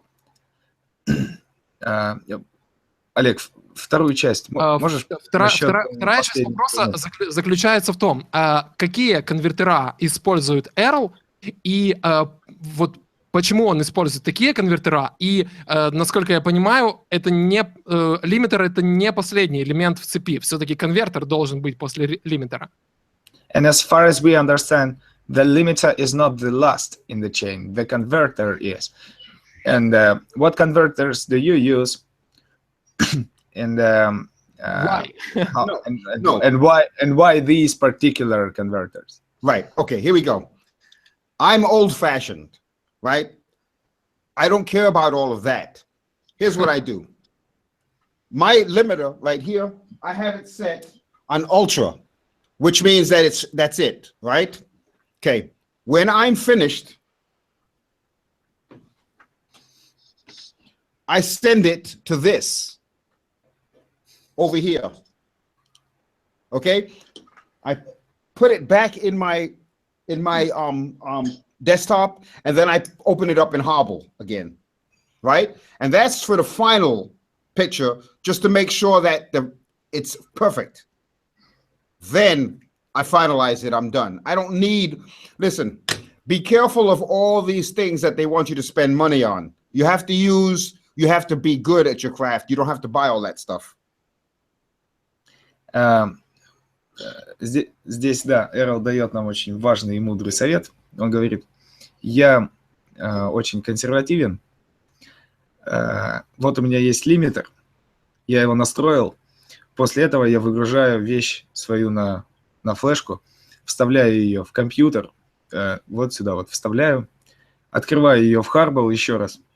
Это для того, чтобы проверить, нет ли каких-то вещей. Это последняя ступенька, и все, после этого я закончил. Не покупайтесь на предложения, все эти мифы и иллюзии, которые призывают вас тратить свои деньги непонятно на что. Вам нужно быть мастером своего дела. Вам нужно учиться своему делу, и больше для вас ничего не имеет значения. То есть ребята в чате уточняют, Earle пишет сразу выход на флешку, да? So that means you record directly to the USB. Yes, through my, right here, through my Tascam, okay? Let me explain.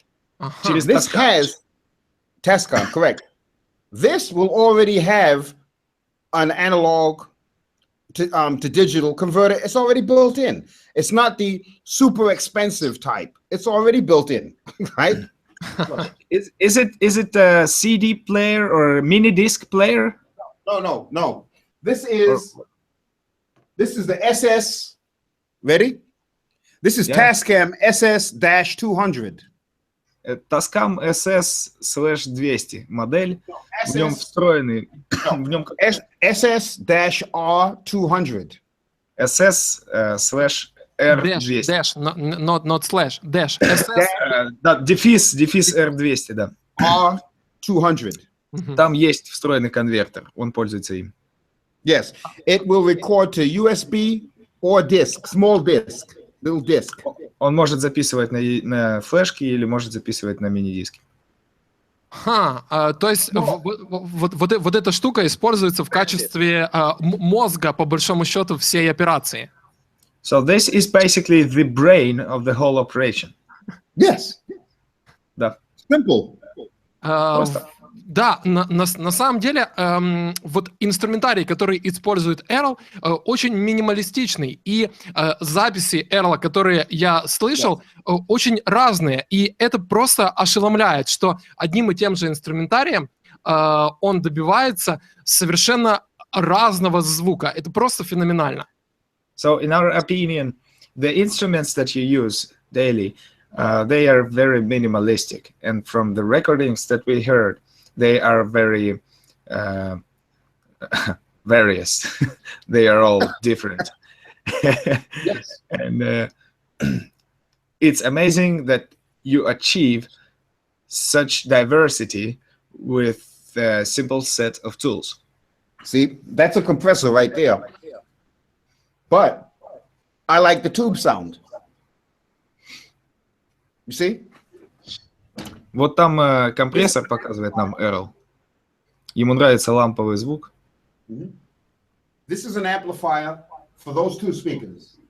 Вот усилитель для этих двух колонок. This is a CD player down here, CD recorder. I don't use. Это CD-плеер, CD-рекордер. Иногда полезен, да? I think that people should learn the craft before just buying a lot of equipment. Earle говорит, перед тем, как покупать кучу оборудования, нужно научиться делу. Отлично. У нас есть еще один вопрос дополнительный в этом плане. От Дмитрия Форза.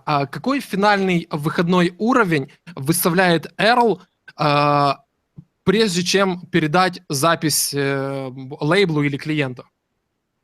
What is the final output level for the master that you set before sending the master to a client or to a label?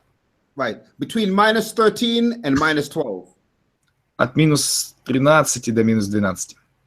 Я имел в виду не уровень RMS или уровень LUFS, а все-таки уровень ограничителя, то есть уровень, выше которого сигнал не будет идти, уровень на Brickwall лимитере.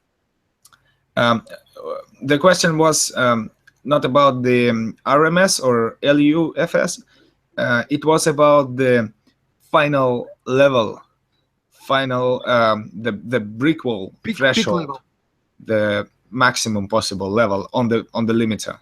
0. No, -0.1. You're talking about the threshold, the out ceiling? Yeah. -0.1. Out ceiling, yeah. -0.1. -0.1. -0.1.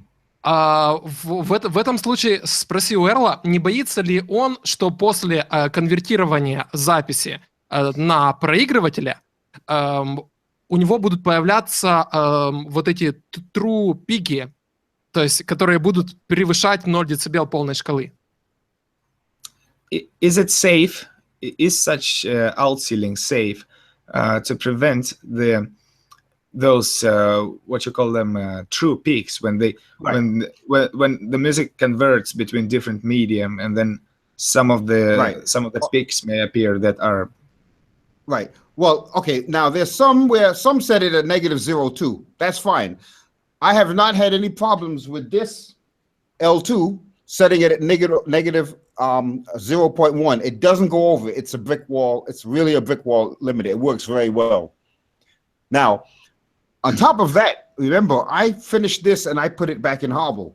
I have Hobble set at -0.1 also. Nothing goes over. I can take my music and put it in the meter and check. It's perfect every time as far as the level. Эрл говорит, именно с этим лимитером, с этим L2 он давно работает, и нет никаких причин ему не доверять. Он отлично работает, отлично режет. Именно 0.1. Ничего не проходит. Опять же, потом он достает этот файл из системы, загружает его в Hardball и смотрит. Hardball также установлен на минус 0.1. Там тоже ничего не проходит. В любой момент он может промерить эту вещь, и никогда с этим проблем не было. Большое спасибо за этот ответ. У нас есть еще вопрос в чате. Ребята спрашивают по поводу подмешивания реверберации при мастеринге. Мы уже немного говорили о модуле Air, о серии расширений, но что Earle думает о подмешивании ревера к записи? What about the mastering reverb? Do you use that? No. Or what do you think about it?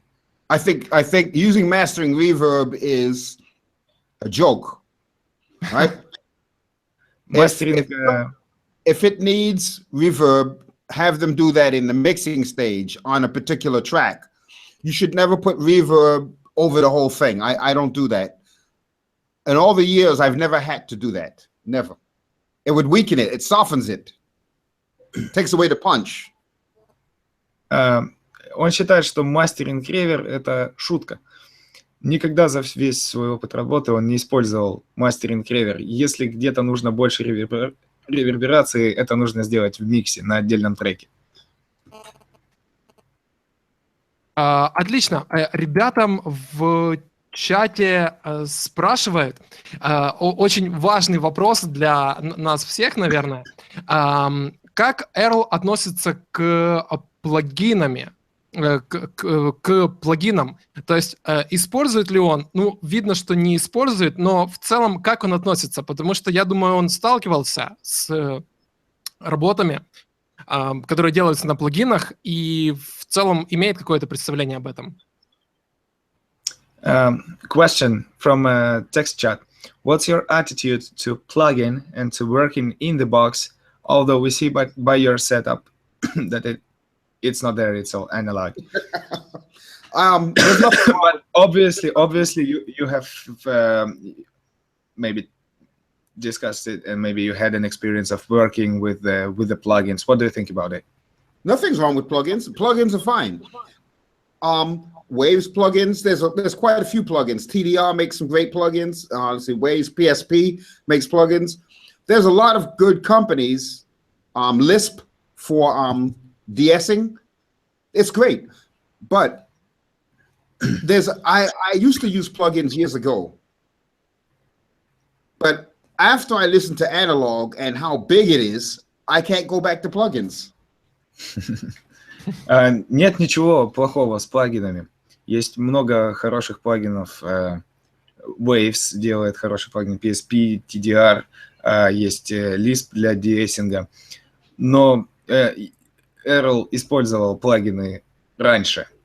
Но когда он пришел к аналогу и услышал, насколько огромно, да, насколько большое у него звучание, он просто не может вернуться назад.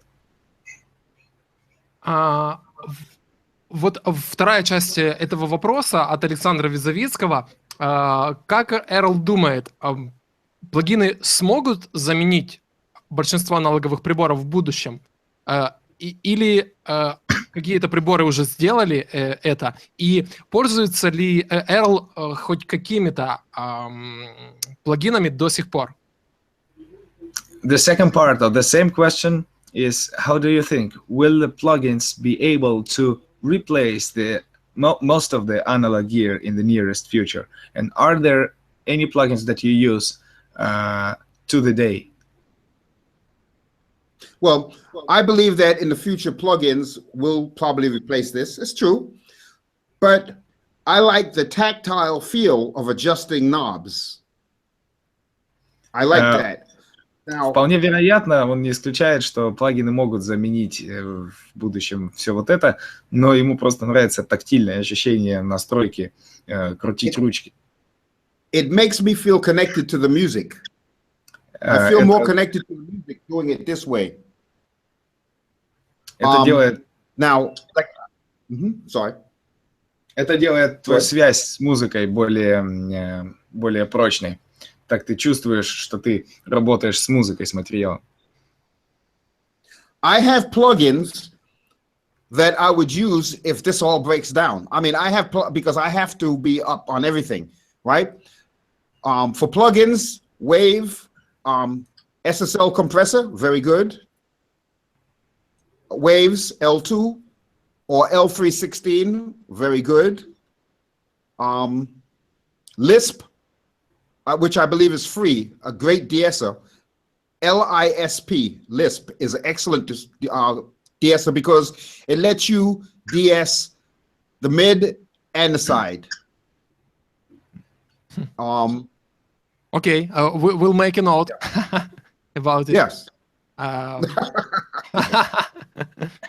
У него есть плагины, которыми бы он пользовался, если в случае как поломки, да, самого оборудования. То есть это SSL компрессор, есть хороший такой плагин L2, L3 лимитеры и de-esser Lisp, который может работать, чем он хорош, может работать как в mid режиме, так и в side режиме.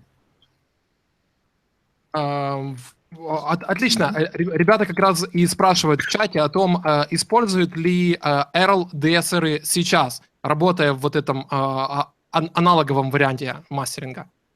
When you work in analog and mastering in analog, do you use de-essers? Well, software de-essers, not analog. Okay, here's what I do. If I pull it up in Hobble, when I pull it up in Hobble, and I look at the right side of the spectrum, the highest part of the spectrum, right? I can tell if there's a problem there. It shows me then if it's going this way, if it's going too high or it's peaking and then going down. I just simply high shelf it at about 14 to 15 kilohertz. I'll start dropping it off this way. Mm-hmm. That's it. When I run it through the compressor here, I have my compressor set at 300 hertz as a side chain. It's set at 300 hertz, right? Any de-essing that needs to be done, it does automatically because it's looking at that whole spectrum here and just saturating it nicely. This is what I mean about analog. Analog takes care of all of that. I don't need a million plugins. What do you mean? Because I didn't understand. In the compressor, there is a side chain on 300 hertz. What does it mean? It means that. Oh, go ahead. Yeah, I know the answer for this question. It looks like you're using it because you don't want to stress compressor with all these low frequencies. That's right. Да. Earle говорит, что он использует вот этот сайдчейн. Это сайдчейн фильтр. То есть сайдчейн, как это по-русски объяснить? Фильтр на детекторе стоит. У тебя есть компрессор, и у тебя есть детектор компрессора. И вот он устанавливает фильтр, срезающий низкие частоты на детекторе, чтобы компрессор слишком не заводился от излишнего низа. Вот такая тема. А дальше переводи. Oleg explained me the concept of sidechain. Okay. Right. Also, one more thing. Also, just a minute. Oh, sorry. Go ahead. Because I skipped the translation part. Okay. Что делает Earle, когда к нему попадает материал, он видит что-то не так с верхами? Никакого de-essera. Он просто 14-15 килогерц делает полку и исправляет такую проблему. Понятно, нужно смотреть, какая именно проблема, но то есть, насколько я понял из его ответа, de-esserами он не пользуется. Да, потому что он все делает в Harbol. Harbol решает все вот эти вопросы. Okay, Earle, you can continue. Okay, another thing, after it comes out of the compressor, I normally, if I hear anything that sounds like it's a little bit high-endish, like de-essing, I will put a cut at 2 and 8 kilohertz, a slight cut, and that solves that problem. 2 and 8. Yes, kilohertz. 2.8. Да. Wide 2.8. No, 2, То есть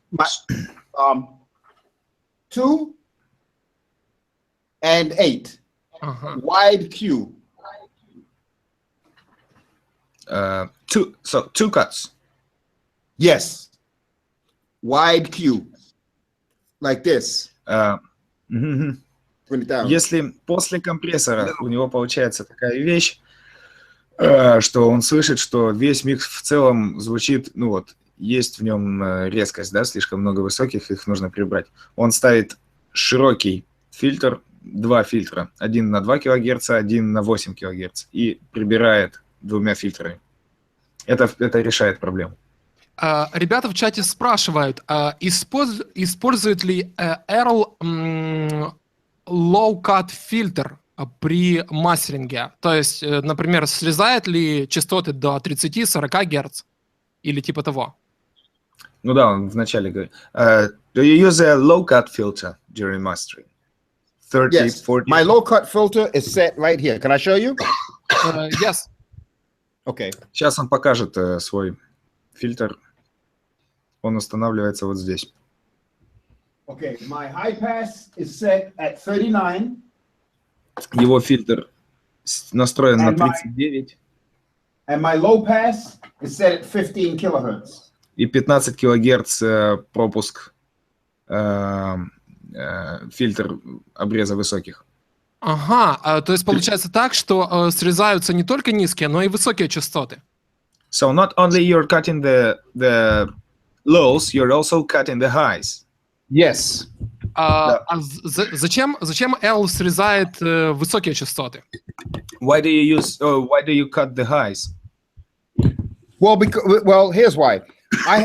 I can cut the highs, but 8K lets me bring it back up a little bit. See, people don't like a lot of highs. It's irritating. But you have to balance. Once you balance the spectrum, it's okay. It sounds better in your ears. This evens it out nicely. Look, I have it set here, but you see, I have a boost here at 8. I have it set on boost. So I'll boost it a little bit. I'll cut, but I'll boost it. So it'll look like this. Он пользуется, говорит, немножко дает больше на 8 килогерцах, но отрезает 15. То есть, когда есть слишком много высоких частот, людям это не нравится, да? Воспринимается резко. То есть он одновременно и добавляет, и убирает. Let me explain something when you get a chance. Yeah, sure. Okay. Here's what happens. If you don't do it as far as the highs, when the music is played in a club, when they turn it up loud, the highs are higher. So you have to balance it so that when you turn it up loud, it's not irritating. Lots of music I hear, when you turn it up, it sounds terrible.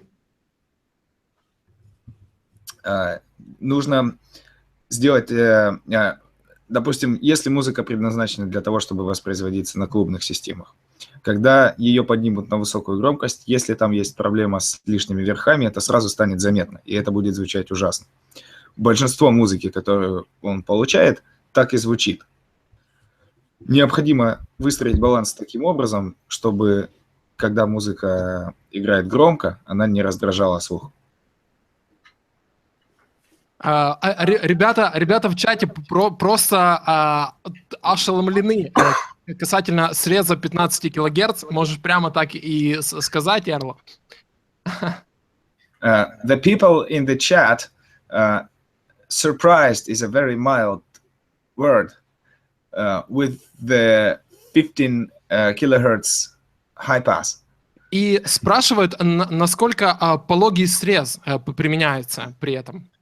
And they ask, what's the step of the field? Is it 6 dB per octave, or 12, or 24? No, it's 6. 6 децибел на октаву.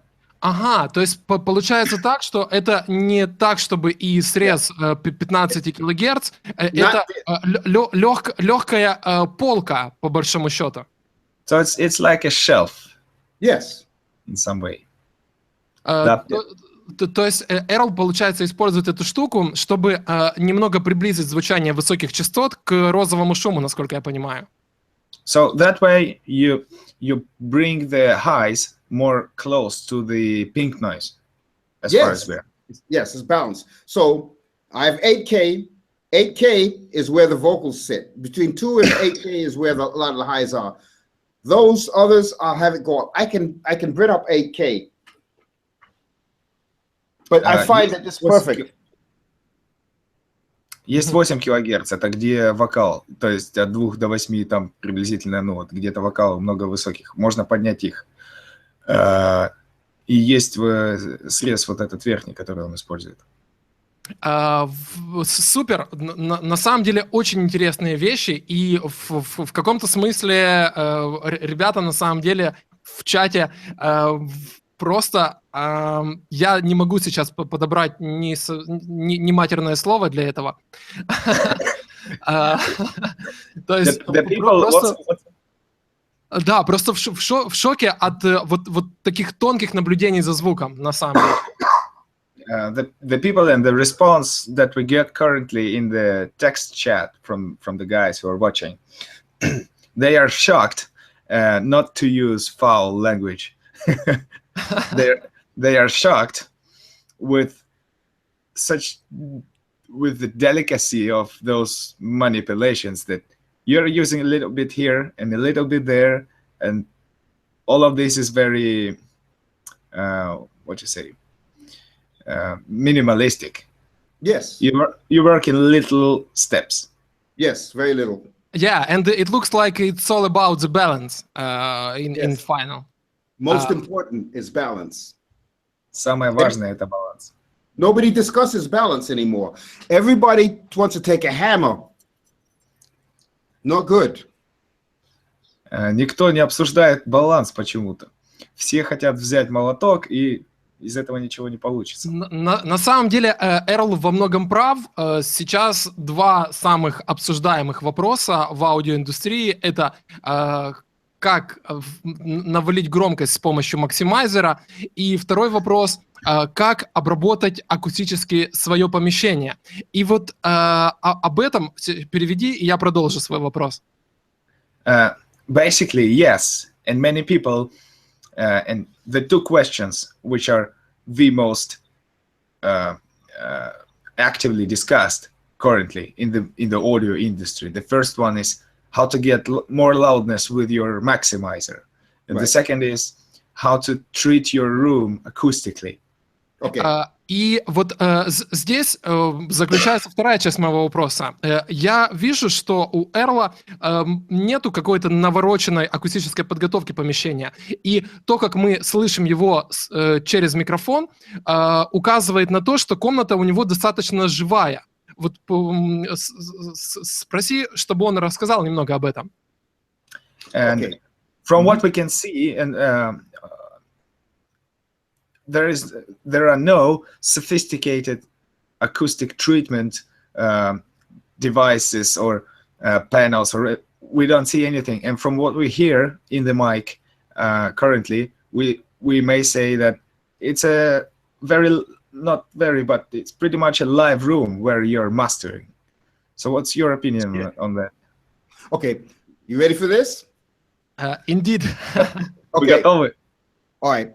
Behind me, there's 3 curtains. These are called producer's curtains to minimize reflections, right? But I don't want the room to be dead. So this room, I have an opening in it. So reflections can go out. Let me explain. I don't want a dead room. I wanted a media room in this house where it bounces maybe once and then goes out. So I want to be able to hear directly from the speakers. When I turn on this system, I can hear directly from the music, from the speakers. I don't hear coming from the walls, only from the speakers. It's perfect every time. Go ahead, and I'll tell you. Штука вот в чем. Вот эти 3 занавески, которые сзади, он назвал их продюсерскими занавесками. вот у него есть они, и у него есть вещь, он показывал камерой, в другом углу комнаты отверстие, ну, то есть проход. Выход. Выход, да. Выход для звука, не только, да, для людей. Когда он включает свою саунд-систему, колонки, и слушает, звук попадает, естественно, прямой звук попадает в уши, а большинство звука, которое отражается, он отражается наружу и уходит в этот выход. И у него есть опыт, и никогда не было никаких проблем. Ну вот кусочечки маленькие на стене, это, видимо, первые точки, да? Окей. То есть мы видим три куска ткани. Скажи, Женя. We see 3 pieces of fabric. И несколько кусочков акустических панелей на стенах. And on the walls we see several small little acoustic panels, pieces of it. Что делают эти панели? Они ловят раннее отражение? What are those little panels, little pieces on the walls for? Right. These are Auralex. This stops the reflections near my ear because this is my spot that I sit in. I sit right here. So just that is enough for me to be able to hear this thing bounce. It's perfect for me, right? Down, it doesn't matter. I can sit back, there's the same thing. I have those chairs that do a little bit of absorption. This right here gives me, it's perfect for me as far as my sound spectrum. You have to be careful. A lot of times people want you to spend a lot of money for no reason at all. Listen, if you balance it using our software, Hobble, right, then it's going to play good everywhere. If I didn't use Hobble, then I got to do all kind of stuff in here. I don't need that. I already know. I can master in a bathroom, no problem, because I know how it's supposed to look. Вот эти по порядку, да, панельки маленькие, которые на стенах, они ловят отражение. То есть именно в том месте, где он сидит, они так висят стратегически, чтобы первые вот эти отражения, они не отражались, не были слышны. В этой комнате он работает уже достаточно давно, и получается отлично. Если с правильным подходом к мастерингу, и если ты выучил свое, значит, искусство, и ты научился пользоваться теми вещами, которые у тебя есть, не нужны, говорит Earle, огромные траты на пустые, ненужные вещи. Нужно только знать, что ты делаешь. Он может отмастерить все в ванной. Это будет звучать хорошо. Да, и большую заслугу в этом играет Харбл, насколько я понимаю, и Earle хочет нам что-то показать. Окей, Earle, we see that you're trying to show us something in Harble. You can talk. Right. Okay. You see, the problem here, the hole in the spectrum, watch this. If I use Hdqtrz right here, watch. You see how quick it fixed it? Yes. There was a hole right there. То есть там было, как это, яма, да, провал, был провал, и он просто нажал там какую-то одну кнопку, не знаю. Hdqtrz. Я, наверное, об этом расскажу, потому что ты, Женя, в Харбл не совсем еще знаком. То есть смотрите, что сделал Earle. Он показывает на графике, как он с помощью функции Hdqtrz исправил яму, вот эту впадину, которую мы увидели, это где-то в районе нижней середины. И вот сейчас видно два графика. Вот это график после обработки, а до этого Earle включал серый график, который был до обработки. Точнее, сейчас мы видим после обработки, а серый график до обработки. И после применения Hdqtrz мы видим достаточно сбалансированное звучание аудиозаписи. Мы его видим, мы видим звучание. Вот эта фишка Hardball. Okay, Earle, Now- you can continue, but I have a question on green graphic. This is average. Yeah, I'll ask in Russian because I've start asking in English. Sorry. На зеленом графике мы видим впадину в районе средних частот и потом подъем в районе высокой середины. Это нормально или ты хочешь это исправить? On the green graph, we see a hole in the mid frequency, and then there is a rise in the upper and the higher mids. Talking about right Is it here, not? right? We cannot see. Yeah. No, you're talking about right here. Yeah. Is it normal Yeah. or is it to be corrected? No, that's to be corrected. But the point is, you can see it. Да, это нужно исправить, но штука в том, что вы можете это видеть. То есть Hardball позволяет нам, не слушая, увидеть запись, и по большому счету мы до какого-то момента можем сделать мастеринг, вообще ничего не слушая.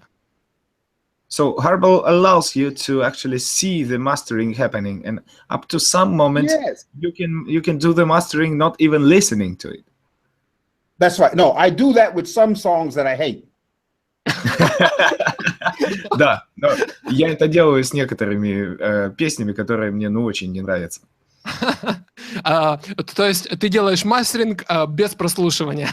You do the mastering without listening at all. I don't have to hear it. Да, не нужно. Это звучит немного жестоко на самом деле. That sounds cruel. I know. But listen, I tell some people sometimes they curse too much. And I say, find a better vocabulary. But listen, but you see where the problems are now. With a regular equalizer, you can't see that. You have to hear it. So now you can see it and hear it. Using that right there. You saw it. С обычным эквалайзером вы не можете видеть этого, да? Вот теперь с Hardball есть визуальная обратная связь. See, you guys. Sorry, I'm sorry. Go ahead. I've just asked you to continue. What I was saying was, you guys were able to recognize that there was a problem in that area immediately. То есть вы, Now, когда он that has говорит, nothing to do with the room. он поднес просто экран, и, в общем-то, мы сразу сами увидели и сказали, что с этим миксом есть проблема. То есть мы буквально, собственно, сами, не слушая микс, уже определили проблему, да? I'm show you something. Я покажу вам кое-что. If I got a mix and it looked like that, you already know what to do. Если у вас микс, и он выглядит вот так, вы уже знаете, что делать. В этом случае мы видим пики, которые нам нужно убрать, и пики, которые нужно поднять. Then we see the peaks that we need to attenuate, and we see the peaks where it needs more gain. Yes. И после того, как мы это все подровняем, мы просто используем Hdqtrz, чтобы еще немного причесать это все.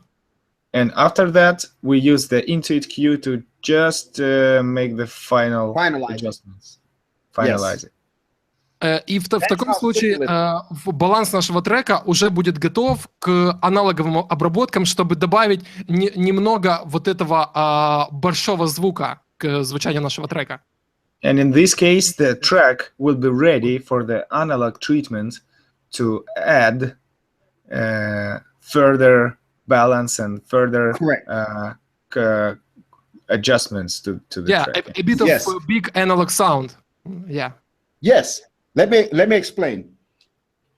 This right here, this peak, if I didn't attenuate that peak and it went through, when you turn up the volume loud, that hits first. Now you have distortion.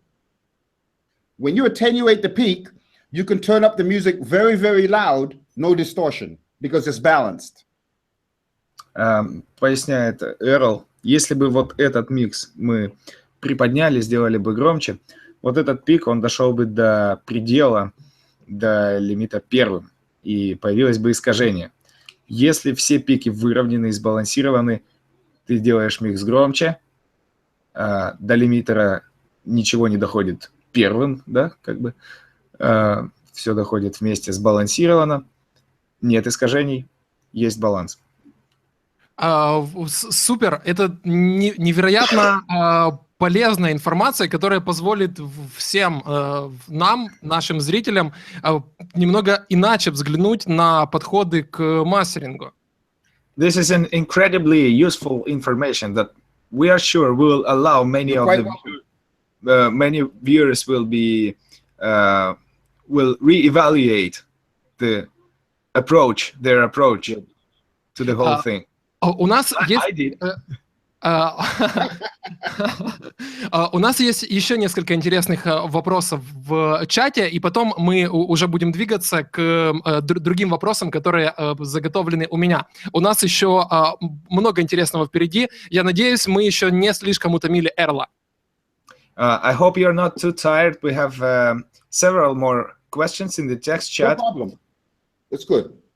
Great. Thanks a lot. You're awesome, Earle. Thank you. Ребята спрашивают, точнее и говорят, и спрашивают.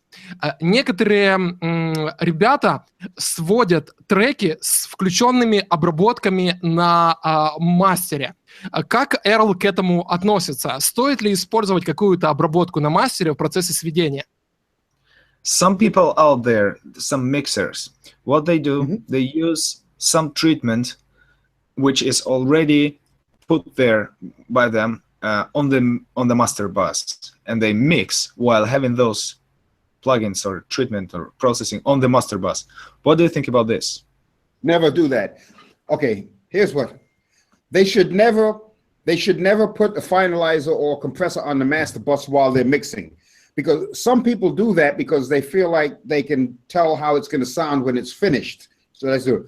Nothing should be on the only thing should be on the master bus is a limiter set at negative 0.1, and threshold should be 0.0. That's it. Just so it doesn't peak. Safety But limit. they should be, yes. But they should still be using regular compression on the individual tracks and doing a proper mix. No compression on the master bus, no. Это неправильно, этим не нужно пользоваться. Да, единственный плагин, который... То есть идея вся в том, чтобы использовать эту обработку для того, чтобы при сведении иметь представление о том, как будет звучать эта вещь, когда она будет уже готова, да, то есть ближе к конечному звучанию. Этого не следует делать. Единственный плагин, который должен быть на мастершине, это лимитер, настроенный на минус 0.1. Только для предотвращения форс-мажоров. Да? Все операции и махинации при сведении нужно выполнять на отдельных каналах. А что ты думаешь по поводу обработки на групповых каналах? То есть на групповых каналах это все-таки то, что относится к миксингу, или то, что относится к мастерингу? What do you think about the bus processing? Meaning not the mix bus, but the group channels. What do you mean? Is it something that relates to mixing, or is it something that relates to mastering? Because in the mixing, you can take several channels, say drums, and forward them to a bus, and then you have a drums bus. Yeah, and I mean that's fine if you have it. If you have the levels corrected, you can bust them off like that. You have to have the levels corrected. Some people do that when they don't have enough channels. Okay, they'll take 6 and then change it down, bust it down to 1, move it over. Then they'll start working on maybe 3 sets of vocals, and then take that, finish, move it over. That's fine. There's nothing wrong with that. The only thing I'm saying is that mixing is mixing. Let me just give you an example. Okay, if I get a lot of ingredients together to make a cake, that's recording, right? If I mix all those ingredients together so that they're cohesive, that's mixing. When I put it in the oven and pull out a cake, that's mastering. That's the difference. It's different processes. Эрл поясняет, как бы, что есть 3 разных процесса. Допустим, если аналогию провести, мы набираем продуктов, да, чтобы что-то приготовить, это запись. Мы смешиваем все это вместе и получаем однородную смесь, это сведение. Когда мы это засовываем в печь и получаем готовый продукт, это мастеринг. Нет ничего неправильного в том, чтобы вставлять обработку на групповые каналы, но там должны быть правильно выставлены уровни, прежде чем отправлять это. Некоторые люди делают так, когда не хватает, например, каналов, вы свели несколько каналов в одну, выгрузили, все, это один целый канал, допустим, 3 вокала в один, чтобы освободить, да, больше места. Earle, you can continue. Some people send me a mix, and it's the vocals, and it's the music, and they call it stem mastering, and I call that garbage. I say, take that back and have to mix it, and then give it to me. I don't want that. If I do that, that's mixing. You see? Некоторые люди бывают, отправляют мне отдельно вокал и отдельно музыку, и называют это, как это сказать, мастеринг, стем-мастеринг, или если перевести, мастеринг заготовок, да? Я называю это ерундой. Берите, забирайте это назад, идите сводите. Да, потому что, по мнению Эрла, это миксинг, а не мастеринг. То есть надо все свести, а потом уже мастерить. Это на самом деле большая наука для нас всех, чтобы мы не размывали рамки процессов. Есть сведение, есть мастеринг. This is a big lesson for us all. So there are limits between the processes, and you shouldn't confuse them. That's what they do. They try to confuse it because they're trying to combine mixing and mastering. Mastering is a different set of ears than mixing. Completely different. Они пытаются как-то совместить эти 2 процесса, но мастеринг требует совершенно других ушей, чем сведение. Это 2 разных слуха. Отлично. Я тут немного отвлекаюсь на чат, потому что очень много вопросов и очень много одобрительных отзывов в сторону Эрла идет. In the chat, we are getting continuously getting positive response in your address. People say thanks for talking about this, and it's a great lesson. У нас есть супер. У нас есть несколько технических вопросов, касающихся мастеринга. Святослав Колодочкин спрашивает: вопросы применения дизеринга. Использует ли Earle дизеринг в своей работе? И борется ли он с DC offset при мастеринге? Do you use dithering while mastering, or do you try to correct the DC offset while mastering? Okay, all right, here we go. The DC offset is already corrected when it goes to analog. After it goes to analog, if you try to pull it up in WaveLab, like I have the DAW, which is WaveLab, I can do DC offset there, and normally it's going to say there's no offset. Okay. As far as dithering, normally when somebody sends me something, I have this set at 48 sampling on this thing here. It's going to dithers down. I have it going out to my USB at 4824. When I bring it up in Hobble and I'm finished Hobble, after I export it, then it's at 4416. Then it's dithered down to 1644, and that's fine. If I have it mastered for iTunes, I'll have it at 44 and 24-bit. You know, the mastering for iTunes Droplet, because they like it at a higher format. Его, если я правильно запомнил, лимитер конечный, да, или та вещь, ну вот, которая отправляет, значит, уже на флешку, да, настроена на 48-24. Если нужно, проводится дизеринг уже на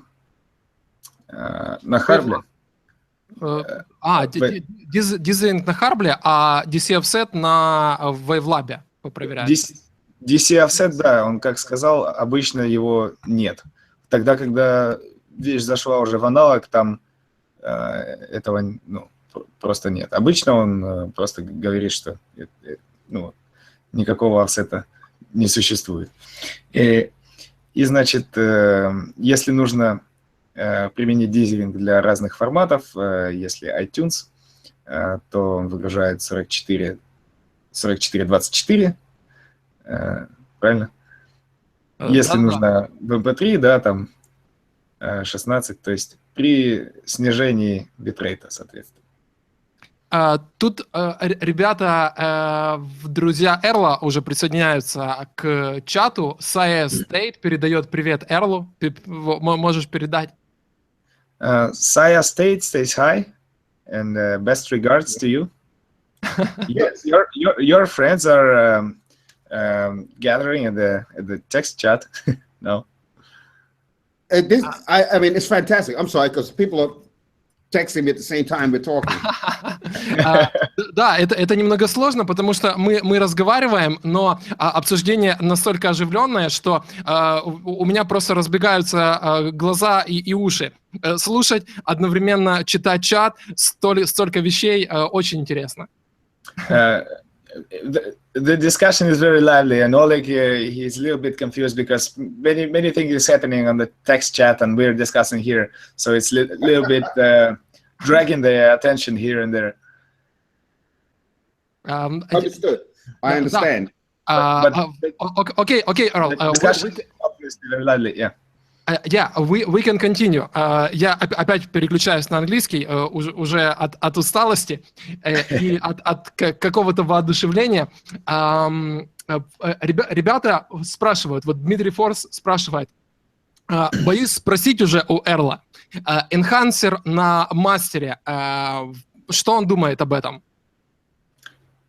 The guy, he's the author of many questions during the whole conference, and he says, "I'm afraid to ask already.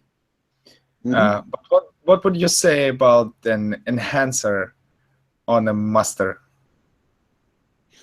Why would they need to use an enhancer on a master? Я могу уточнить вопрос. Сейчас достаточно популярные энхансеры типа Dromer, которые добавляют гармоники, стереорасширение, какие-то дополнительные нюансы в запись. Вот что Earle думает о них? It's very popular nowadays to use a single plugin, an enhancer, to treat and to address several things at the same time. So it will, if you use it, it will add harmonics, it will add, it will enhance the stereo and width. And all in the like old Dromer 1973 and something like that. And it'll let you fly too, right? Yeah. and making you coffee. That's why the music sounds so terrible. Because they're not. Because this is a specialized craft. You have to learn it properly. And then you won't need an enhancer and all the other stuff. Вот это специализированное искусство, ремесло. Его нужно правильно выучить. Тогда не нужны будут никакие энхансеры. Отлично. Еще один вопрос от Дмитрия Форза касательно Mackie Big Knob. Мы увидели на столе, что у тебя есть Mackie Big Knob, но вот по опыту Димы и по моему опыту тоже я могу сказать, что это достаточно резко звучащая железяка, и она немного утончает звук мониторов в сравнении с тем, если не использовать Big Knob. Что Эрл об этом думает? Возможно, он использовал какие-то модификации в Big Knob, чтобы убрать эти проблемы? One of the people in the text chat and also Oleg, they noticed that on the table you have a Mackie Big Knob. Oh, I love it. And they say by their experience, this thing that adds some harshness to the sound coming from the monitors. Did you modify it to some extent to use it, or no, I bought it from the store, took it out of the box and hooked it right up. Нет, он не выполнял никаких модификаций, просто купил, распаковал и подключил. The only thing the Big Knob does is let me listen to the different speaker groups right here. I can switch between speakers. It's fine. I know how these speakers sound. I've had them for years, so it's okay. Единственная вещь, задача, которую выполняет этот Big Knob, он позволяет переключаться между разными наборами мониторов. Он эти мониторы слушал годами, знает, как они звучат, все нормально. То есть никаких дополнительных заморочек в этом плане нет? So, no additional issues connected to the Big Knob. We have to be very careful about things that we spend a lot of money on all the time, because a lot of these forums are telling people to go out and buy this and buy that. No, use common sense. Нужно быть очень осторожным, когда вам навязывают такие точки зрения, которые подталкивают вас к определенным решениям о покупках. Не нужно этому верить. Используйте здравый смысл. Касательно других вопросов о мониторах, мы видим, что ты используешь две пары мониторов. Одна пара с сабвуфером и одна пара мониторов КРК. Расскажи немного подробнее о том, что ты конкретно слушаешь в каждой из этих пар мониторов. Could you tell us in more detail? You have two pairs of monitors. The one is in the back and the KRK is in the front. Could you tell us what do you listen to when you're listening to I'll explain. First, I'm going to introduce you to my wife. Сначала я вас представлю моей жене. First, I'll introduce you to my beautiful wife. Вот моя красавица жена. Hello there. Hello. Hello. Can you see me? Yes, we can. How are you? Yeah, we see you. You're a beautiful couple. Эрл говорил много о балансе, и теперь мы видим, откуда этот баланс идет. Earle was talking a lot about balance. Now we see where the balance is coming from.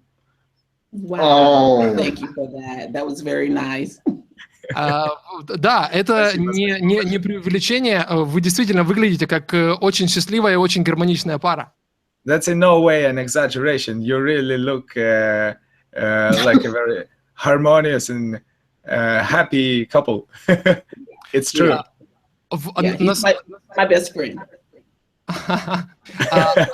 На самом деле, жена играет очень большую роль в жизни звукорежиссера и мастеринг-инженера в том числе. И вот важный вопрос к Эрлу и его жене касательно этого. Помогает ли она ему принимать какие-то решения касательно мастеринга, когда его уши уже устали? Frankly speaking, we may say that wife plays. Mal, he's talking to you. A big role. That was the question. Yes. That a wife plays a big role in the life and the work of a sound engineer, or mastering engineer, or mixing engineer. That it's simply true.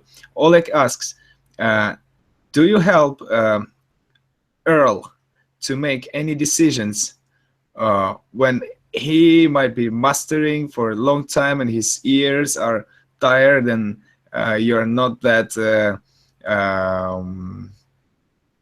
you lose concentration or something in situations like this? Sometimes I do. Sometimes what he would do is he asked me to listen to some of his music just to see what my thoughts are. So yes, we do that now and again. Иногда да, иногда да. Иногда он дает мне послушать какую-то музыку, и тогда спрашивает, какие впечатления, как это слушается. То есть да, иногда... В таком случае у меня есть провокационный вопрос, provocative question.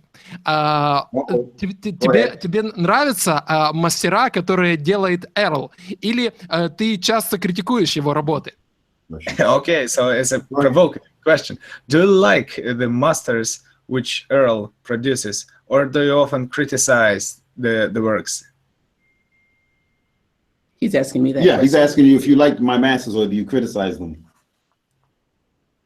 Majority of the time I like, but there are some times that I have to share my opinion, you know, just express my opinion, and he listens. Yes, I can't play any cursing and stuff like that. I don't. Ни в коем случае, значит, говорит Earle, не ругаемся. По большей части ей нравится, но иногда она высказывает свое мнение. Большое спасибо за эти вопросы. Я думаю, мы будем возвращаться к нудным, скучным штукам, связанным с мастерингом. Было очень приятно познакомиться с замечательной женой замечательного мастеринг-инженера. Thank you very much for your replies. We will get back to the boring stuff. Okay, you asked me. It was nice to meet her. Yeah. Thank you. Yeah, your wife is incredible, as you are too. So you're. Thank you. We've been married 36 years. Oh my God, it's a long trip. Yes. Now you asked me about the speakers, right? Yeah. Вы спрашивали про мониторы, да? Okay, let me explain. Here's what I do first. Вот что делаю первое. When I listen to a music first, right? Before I do anything, I only have these two speakers in the front playing. I don't have the other speakers playing.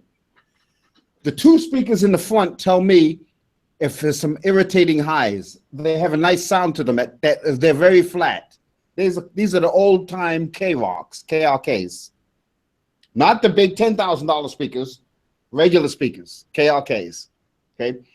Now, I will make my adjustments in Hobble, and I'll also listen to those right there before I shoot it to the back speakers and the subwoofer. Первое, что он делает, включает переднюю пару. Это КРК, обычные колонки, ничего в них дорогого особенного нет.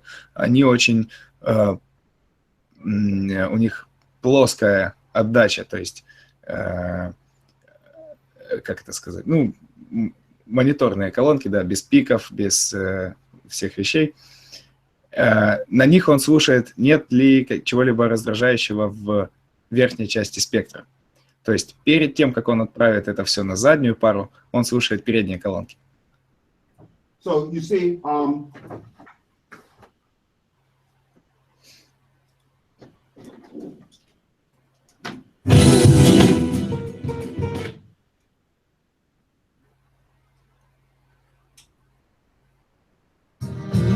these are just the front speakers now. Вот сейчас только передние колонки. That's perfectly balanced.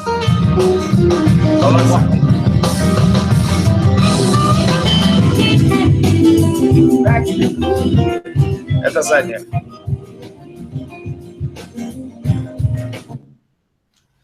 The speakers in the front make sure that it's not colored. It's perfect. It's right here. If it's balanced there, it's balanced everywhere. Колонки, те, которые стоят впереди, их задача дать понять, что микс сбалансирован, что нет каких-то пиков или выходящих бугров в частотном спектре. Да. для чего Earle использует задние колонки с сабвуфером? What about the back ones and the subwoofer? Yeah, okay. So once I have the highs controlled at the front, then I'll go ahead and send the music to the back. Because I have the music balanced in Hobble and the compressor, the way I have it set up, the bass is always perfect. The bass is always going to be perfect, because if it's peaking, it's going to show me in Hobble, the bass, like this. It's got to be like that. Yeah. If it's like this, no good. I bring this down, the bass, in Hobble. Потом он отправляет это назад, и тут важно, опять же, баланс, да? Если вдруг в частотном спектре есть пики на низах, Harbel это сразу покажет. То есть он всегда отправляет это на колонки, это уже идеально. Это уже сбалансированный звук. Okay?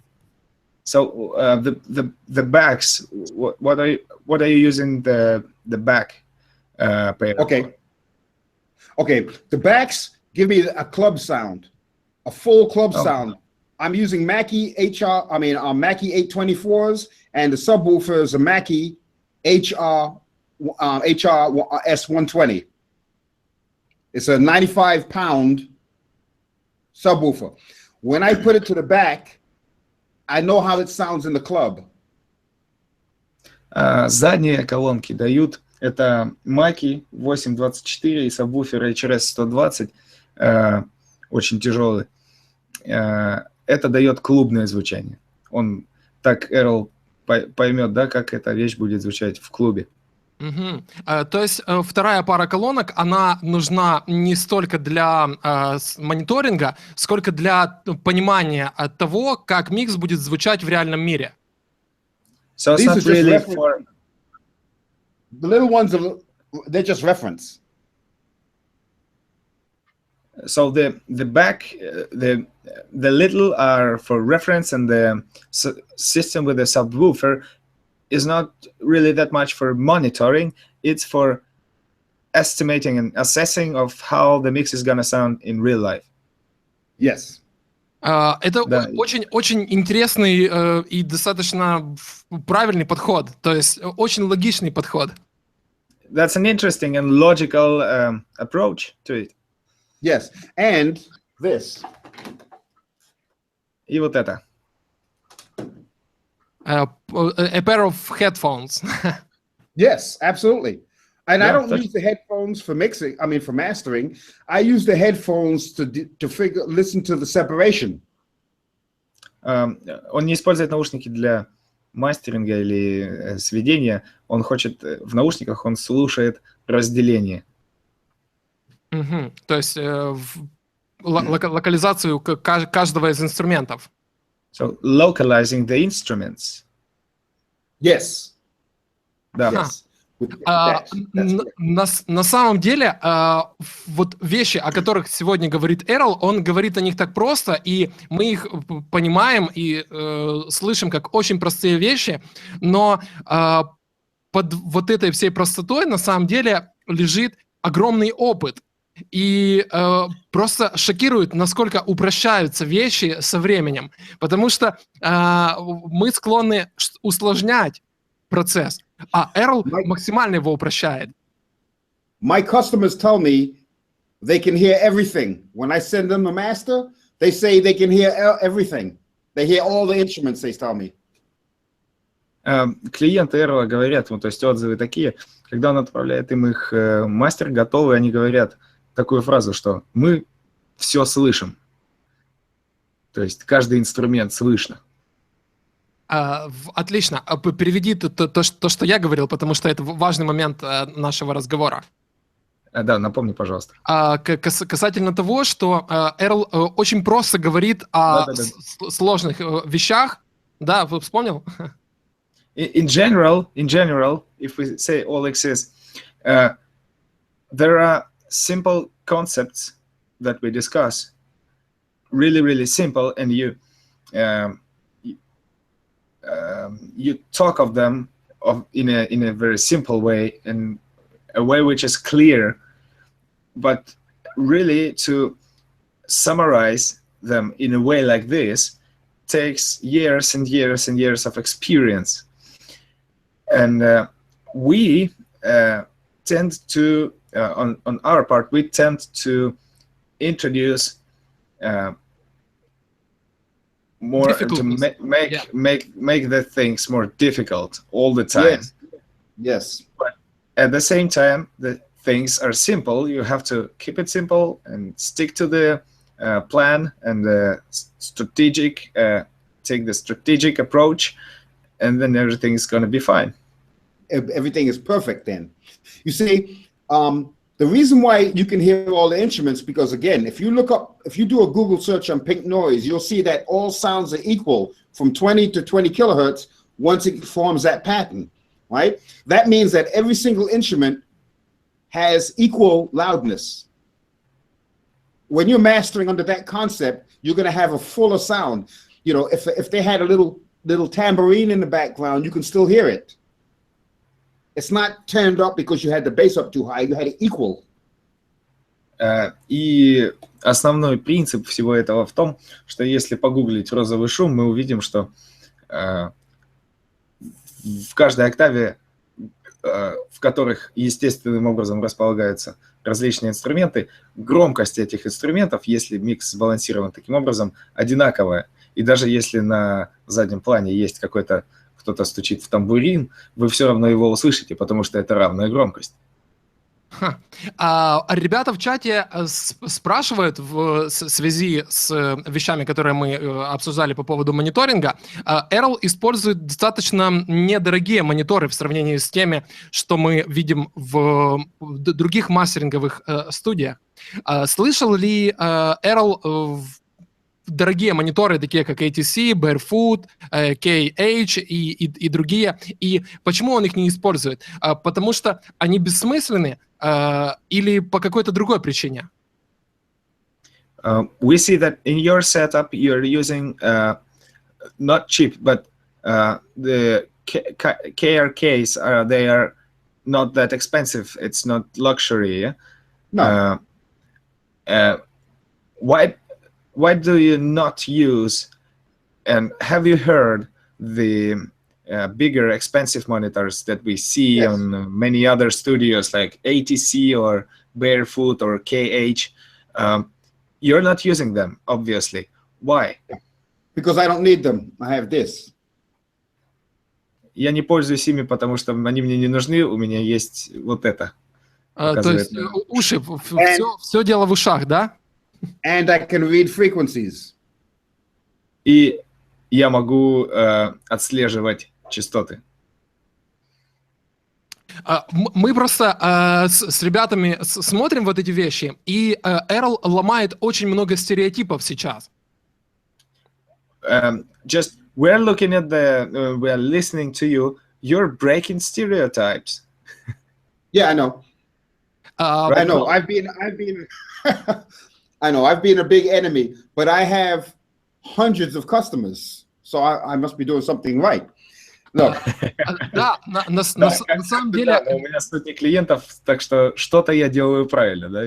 Да, на самом деле это удивительно, потому что мастера Earle, которые я слышал, и одна из причин, почему я попросил Earle прийти к нам сегодня на стрим, это то, что качество этих мастеров умопомрачительное. Это одни из лучших записей, которые я слышал в своей жизни. Oleg says that that's true, and the first reason to call you up to this program is because when he listened to the masters of yours, the quality of them is fantastic. It's like the best thing he'd heard in his whole life, and that's why we decided to invite you and have this discussion.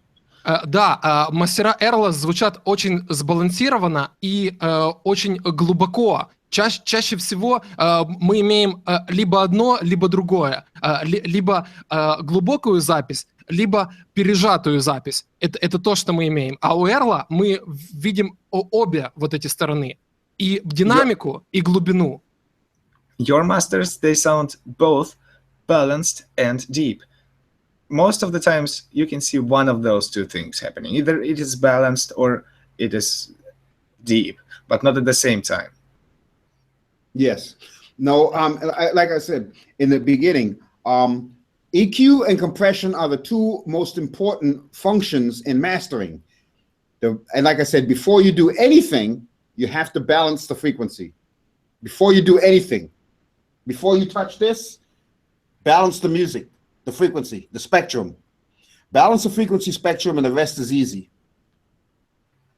И Эрл еще раз говорит, компрессор и эквалайзер — это два важнейших инструмента при мастеринге. Но перед тем, как отправлять что-то на них, нужно в первую очередь выровнять баланс, сбалансировать музыку, сбалансировать частотный спектр, уже потом приступать к каким-либо другим дальнейшим обработкам. Большое спасибо за эти вопросы. Я думаю, с технической частью надо уже потихоньку заканчивать. Вопросов особо не убавляется, поэтому я, наверное, попрошу в группе собрать список вопросов и потом просто отправлю их Эрлу, и, возможно, он сможет дать мне короткое резюме, короткие ответы на вот эти вещи. А сейчас я хочу двинуться к более творческим моментам, связанным меньше с техникой.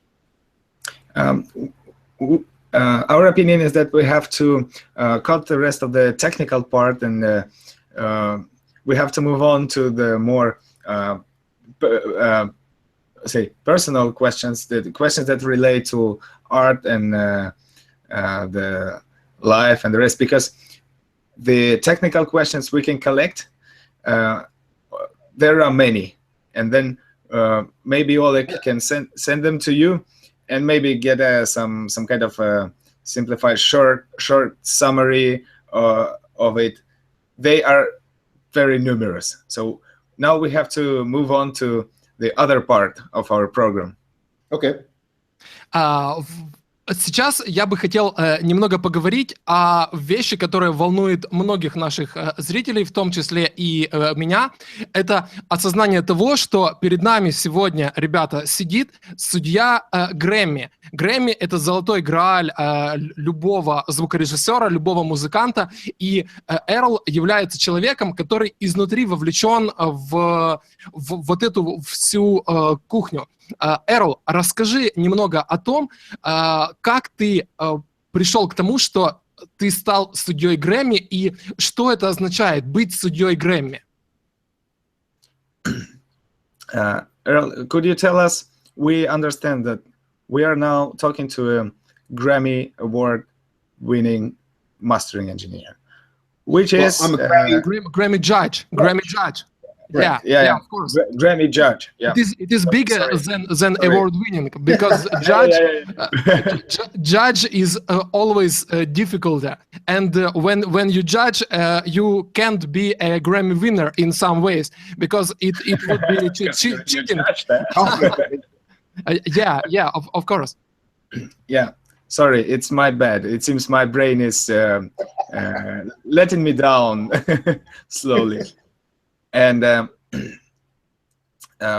we understand this. Could you tell us more about that?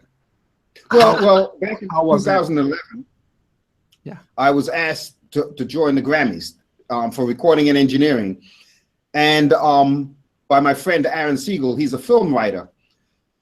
So I went ahead and wrote to them, and I said, yes, sure. So they accepted me. Since then, every year they invite me to the Grammys, and then they send me ballots every year to vote on who's the best artist, the best album, you know, best new artist, the whole 9 yards. And I usually get my niece here to help me out. В 2011-м ему сделали такое предложение, то есть выступить с судьей Грэмми. У него есть знакомый, его имя Аарон Сигал, да? Олег, если что, помогай, я уже могу некоторые детали упускать. То есть с тех пор, с 2011 года, ему постоянно присылают, ну вот, ежегодно присылают списки, да, за кого нужно голосовать, ну, с кандидатами. И обычно к нему приходит племянник и помогает ему, ну вот, с этим делом разобраться и решить. Это очень интересно, на самом деле. Расскажи, что для тебя означает быть судьей Грэмми? Это как-то увеличивает твои заслуги, или ты относишься к этому как к обычному делу? What does it mean for you to be a Grammy judge? Does it, for you, do you just take it as it is, or does it somehow makes you more proud? I mean, I take it for what it is. It doesn't make me any more proud. What makes me proud is hearing good music. That's what makes me proud. Being a Grammy judge, it just gives me the opportunity to have a say-so in who's excelling in this business, you know, as far as who made good music. So I have a say-so in making people know that. But the big thing for me is more than just money. It's just music. I love music. That's the only thing that's important to me. То есть гордиться не то слово. Для него это просто возможность послушать хорошую музыку, возможность приобщиться к тому выбору, который они делают как судьи. Из всей музыки, то есть выбирают самые лучшие и решают, кто преуспел в этом бизнесе больше всех. Эрл, да. Эрл, для него самое главное не деньги или не какие-то там вещи, а именно музыка. Скажи, как ты считаешь, музыка из года в год становится лучше, или в целом уровень музыкальный один и тот же, или же качество музыки опускается вниз? Как ты считаешь? On your opinion, does the quality of music and does the music, is the music getting better year by year, or is it getting worse year by year? Worse. It's getting worse year by year because they are compromising the dynamic content by making it too loud. It should not be so loud. And people are not learning their craft. They're taking shortcuts. Музыка становится хуже по двум причинам. Во-первых, люди стремятся сделать музыку громче, сжимая ее. Во-вторых, люди не обучаются своему ремеслу, а выбирают легкие пути. Да, большое спасибо за это объяснение. И в таком случае, как ты считаешь, треки, которые отбирают на Грэмми, они все-таки следуют принципам хорошего звука или все же поддаются тенденциям излишней громкости, излишней компрессии и другим подобным вещам? What about the tracks that are selected for Grammy? Do they follow your approach, or do they still tend to be over compressed, over limited, and yes, things like this? Some tend to be over compressed and over limited, and some are just, they sound great. You know, I can't say anything about those people that do that because that's what their record label is telling them to do. My judging is based on how people feel about what they're hearing, how that artist is communicating to the people, how popular that artist has become. Is it a new artist? Is it an old artist? Is it historical? That's what I judge on. Есть хорошие треки, есть треки, да, передавленные, перелимитированные.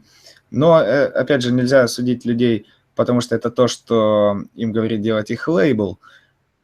То, что оценивает Earle, будучи судьей Грэмми, это в первую очередь, как музыка эмоционально передается, как она передает свои чувства от артиста к слушателю. Также он смотрит на такие вещи, как новый ли это артист, только недавно ли он появился, или он уже заработал каких-то поклонников. Это тоже учитывается. То есть это те вещи, о которых он думает, когда принимает свои решения. В этом смысле у меня есть пара вопросов касательно рекорд-лейблов. Вот Эрл сказал, что лейблы диктуют, какой звук должен быть у артиста. В этом плане Эрл считает лейблы точнее, врагами индустрии, или все-таки нет, лейблы помогают музыкальной индустрии развиваться? You mentioned that musical recording labels, they dictate their own vision to the musicians of how the music should sound. What's your opinion?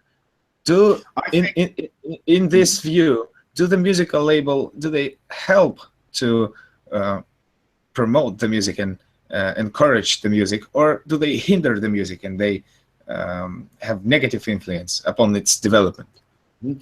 They hinder the music and they have negative influence on its development simply because they try to create their own market niche, their own market. A lot of artists that I've heard that do not have contracts have beautiful music, but they can't get a contract because the record label doesn't want people to hear that music. They want them to hear whatever they want them to play.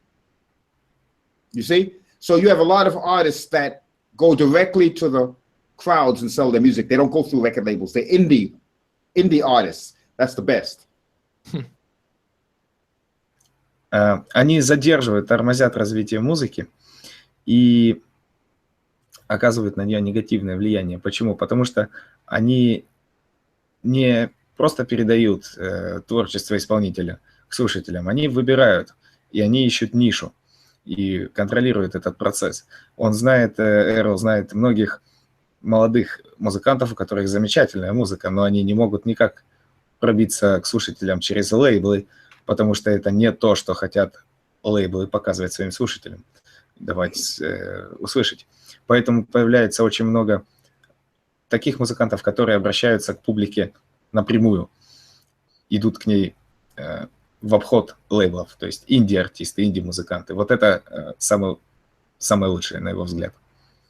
Скажи, пожалуйста, Эрл, есть ли какие-то лейблы, работу которых ты уважаешь, или все же любые более-менее большие лейблы — это маркетинговая машина? Are there any labels that you respect and that you the results of their work you like them, or every big major label is just a money-making machine?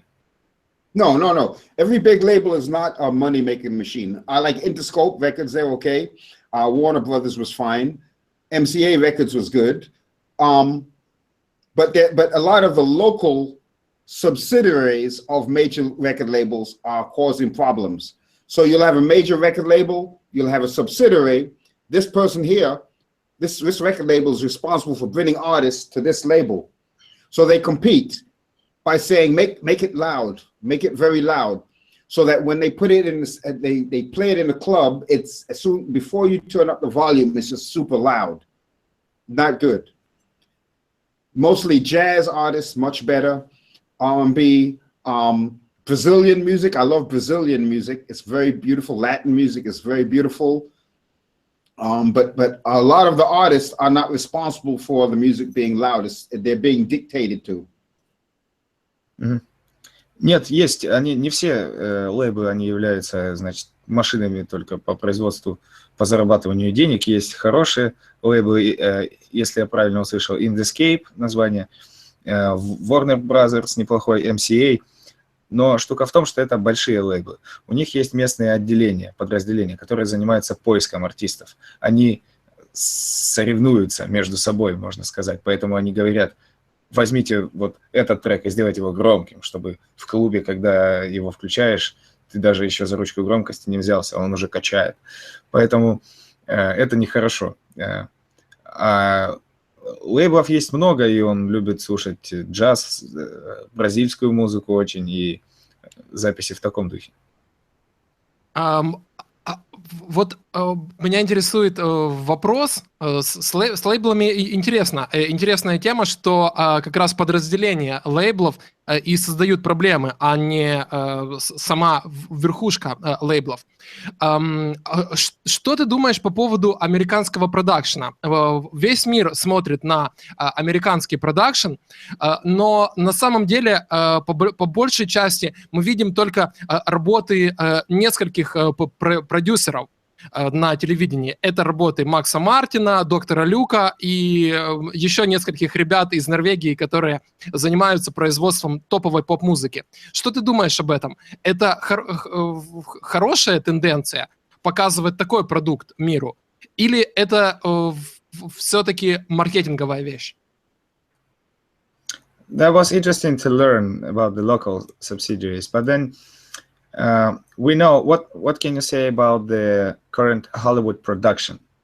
In the Hollywood production, as it is today, we can see that a lot of the music is only they showcase certain producers, who are for example Max Martin and Dr. Luke and a couple of guys from Norway, which do their job, and most of the products are created by a limited number of people. What do you think about this? Yes, that's exactly how the music business operates.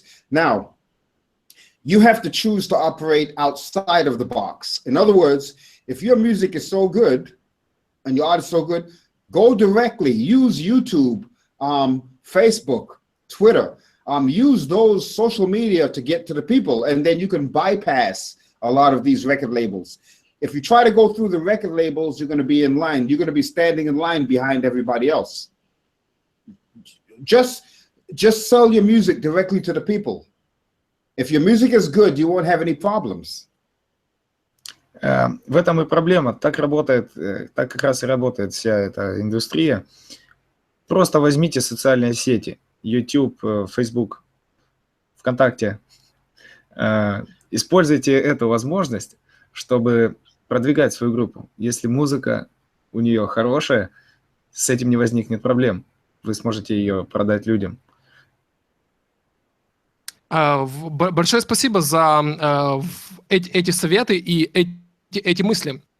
Мы знаем, что ты, Earle, мастеринг-инженер Public Enemy. Public Enemy — это огромное имя в музыкальной индустрии. Скажи, как ребята относятся к твоему подходу к мастерингу, и следуют ли они разрушительным трендам в музыке? Или все же они ориентируются на качество и на улучшение качества от года к году? You're a mastering engineer for Public Enemy. Public Enemy is a huge name. Yes. Tell us how the guys are. How do they approach the whole system? How do you work with them? Do they follow the trend, the disturbing trend of pushing the over compressing and over limiting and no? Because I do it. We don't want it loud. We just like it normal. All the stuff, if they send me something that's over compressed, I send it back to them. Now, нет, они не следуют этим тенденциям, потому что если что-то попадает, потому что он сам этим занимается. Если вдруг попадается что-то пережатое, он отправляет это обратно продюсеру.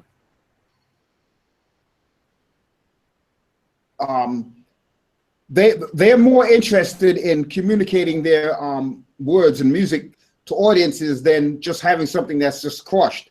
They don't depend on that. We have two labels, one called Slam Jams and one called Label Works, which is coming out.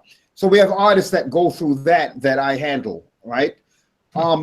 Nobody is getting the music loud like that. It's only locals that don't know any better, local subsidiaries that are saying they want the music loud. Most people that are professional don't want the music loud like that. They don't want it like that.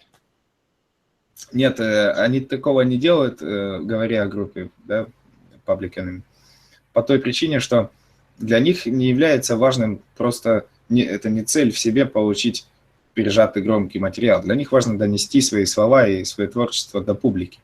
И те лейблы, да, с которыми они работают, это Slam Jams и Labelworks, они также не ставят себе таких целей. Только местные как раз отделения лейблов, в них причина. И это именно оттуда исходят тенденции к войне между громкостью треков. Да, то есть получается, что войну громкостей создают не топовые артисты, не верхушка лейблов, а люди, которые стремятся добиться чего-то. То есть это такие типа соискатели в музыкальном бизнесе, по большому счету. So basically you can say that the loudness wars are not created by artists or major labels. They are created by people who are in a constant search of something within the musical industry. Well, let me explain where the loudness war came from. Before, you had a 5 CD or 6 CD changer. You could put 5 or 6 CDs in there. So they play it, and then all of a sudden one CD was louder. Everybody said, well, how come mine is not that loud? Everybody wanted it to be louder. It came from jukeboxes. You know a jukebox? You have the music playing, all of a sudden one jumps out. Everybody wants it like that. That's where the loudness war came from. It's stupid because now most things have compressors. So no matter how loud it is, if it's that loud, it's pushed back down again. If it's too loud, it's pushed down and it sounds lifeless. If it's not loud, it's pushed up and it sounds big. Okay. Эрл объяснил, откуда взялась, да, и где взяла свое начало война громкости. Раньше были CD-чейнджеры, в которые можно было вставить 5-6 дисков. Были джукбоксы, музыкальные автоматы, в которых песни игрались одна за другой. И вот одна из песен получается громче, чем те, которые играли раньше. И внезапно все хотят, чтобы все остальные песни звучали настолько же громко, потому что это всем понравилось. А сейчас в большинстве вещей стоят компрессоры. И громкие вещи, они давят обратно, и звучит это ужасно и безжизненно. А если вещь, в ней есть динамика, компрессор работает как надо, и, соответственно, звучание становится большим, широким. То есть получается так, что в силу того, что мы сейчас практически не используем CD, то по большому счету война громкости скоро сойдет на нет. Потому что в какой-то момент бродкастинговые компании, я имею в виду стриминговые компании, просто введут нормализацию по громкости все поголовно и закончат войну громкости вот таким образом. We may say that today the CD is almost gone. And there will be some time where broadcasting companies, they will say, okay, we need to normalize everything.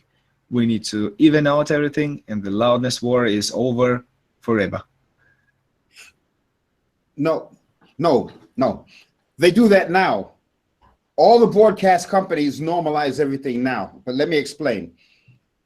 It's called an air chain, AIR chain. Every single company has it. The music comes into the radio station, right? I mean, they play it. It's got an AGC, an adjustable gain controller. Then it goes to a limiter.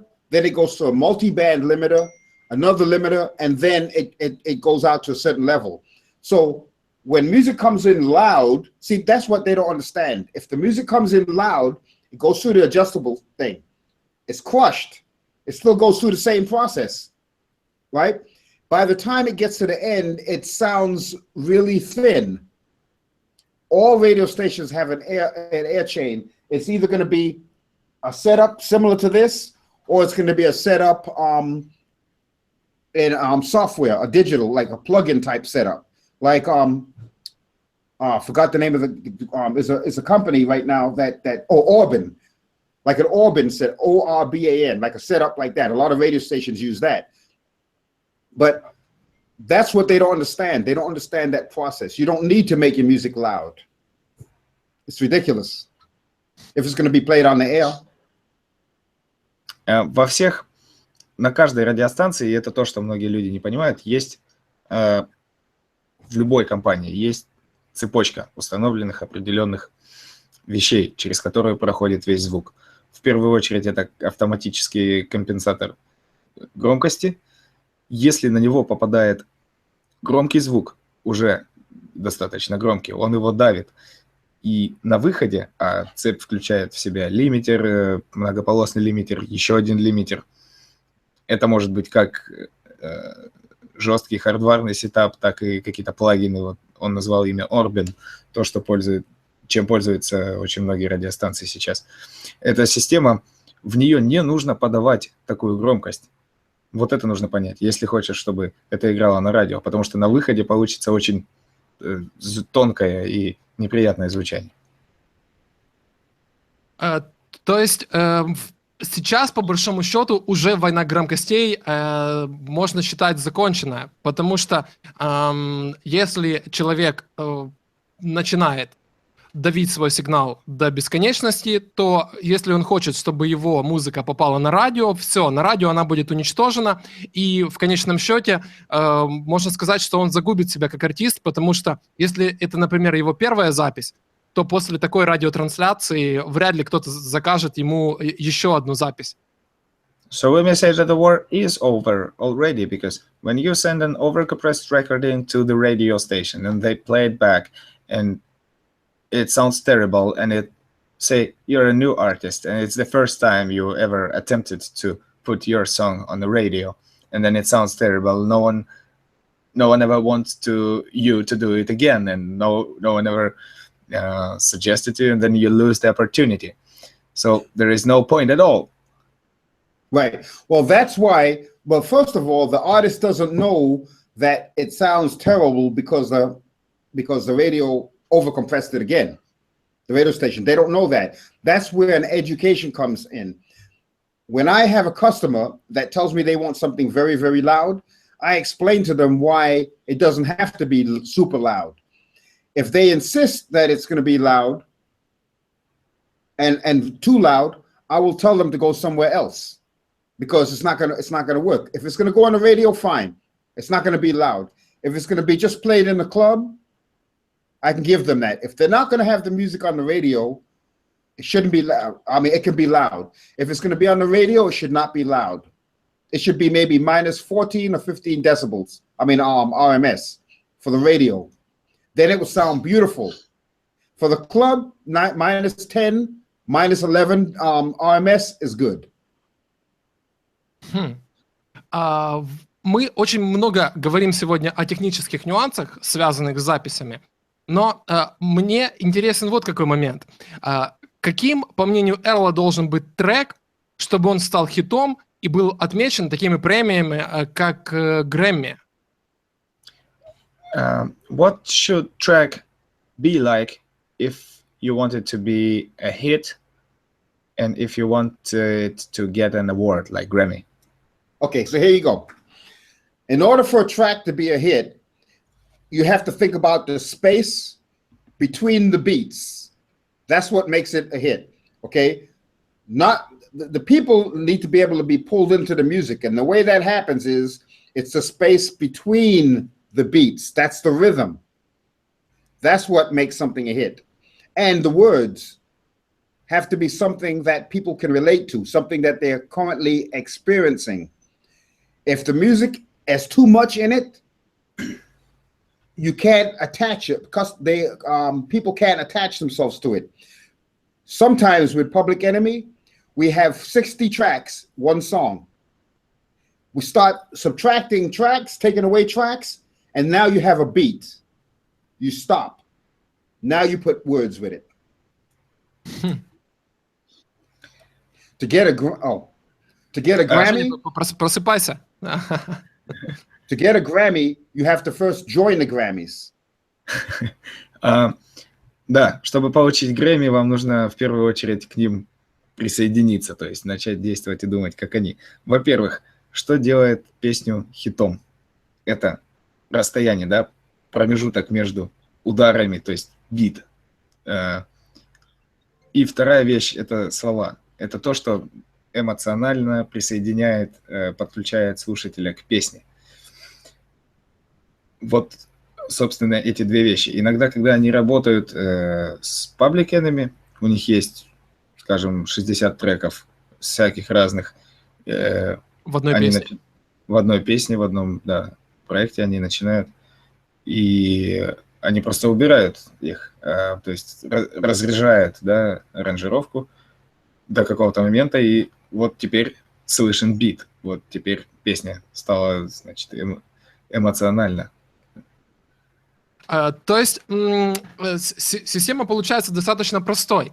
Так же, как и с мастерингом, с аранжировкой и с созданием песни не стоит ничего усложнять. У тебя должен быть бит, и у тебя должны быть слова. И если твой бит и твои слова будут хорошими, тогда можно считать, что и песня будет хорошей. Правильно я понимаю? So basically speaking, it's the same simple concept and approach as with mastering. You have to pay attention to simple things. The beat and the words, if you have them in place, then you have all the potential to get the hit recording. Yes, because that's production. That's proper production. Listen, people don't like complicated beats. The simpler the beat and rhythm, the more they listen. If somebody's going like this to your music, it's good. The easiest way to find out if your music is good is to take it to a DJ and have them play it without telling the people it's somebody that they haven't heard before. Just have them mix it in and see if the people stay on the dance floor. Самый лучший способ. Людям не нравятся сложные рисунки и биты, да?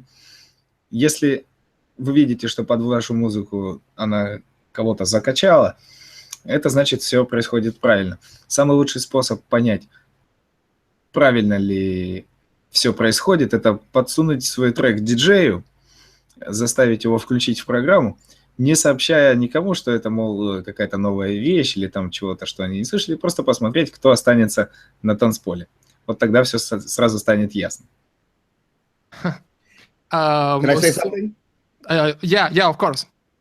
Okay, if you tell the DJ to tell the audience that this is a new beat by a new artist, they will listen with critical ears and they won't like it. Если диджей предупредит аудиторию перед этим, что это новый артист, новый бит, новое произведение, тогда аудитория будет слушать критическим ухом, и им это не понравится автоматически. То есть аудитория изначально настроена скептично на музыку. So the people are by default skeptical about new music. Yes. So you have to slip it in. You have to slip it in on them. Нужно просто правильно подать ее.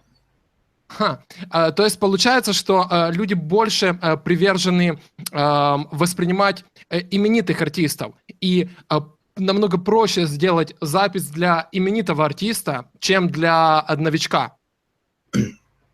So people, they tend to attach more and like more the artists who already have a name than new artists. Unless the artist that has a name introduces them. Если только артист, у которого уже есть имя, не представит более молодого. То есть в этом случае молодой артист будет воспринят более тепло. So that way, the new artist will be more welcome, yeah. Right, be more accepted, and if you're unable to do that, then you have to have a gimmick. In other words, three things: showmanship, performance, and creativity. You have to be able to entertain the people when they're watching you. They have to be locked in because you're so entertaining. Или есть другой путь, другой подход. Нужно помнить о 3 вещах. Во-первых, нужно создать правильное, хорошее шоу, нужен перформанс от исполнителя и креативность во всем этом. Люди должны наблюдать за вами, люди должны смотреть, и их внимание не должно уплывать налево или направо, они должны быть постоянно в течение всего выступления связаны с происходящим на сцене. И только тогда они проникнутся и станут вашими слушателями.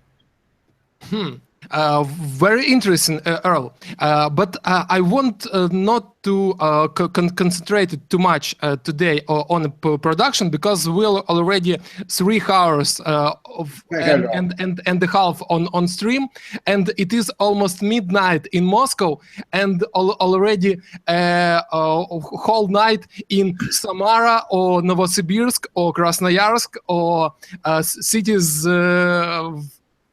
on the other side of Russia, or on the far east side of the world. So I guess I'm helping to my translator because Zhenya already tired. I see that he's already broken.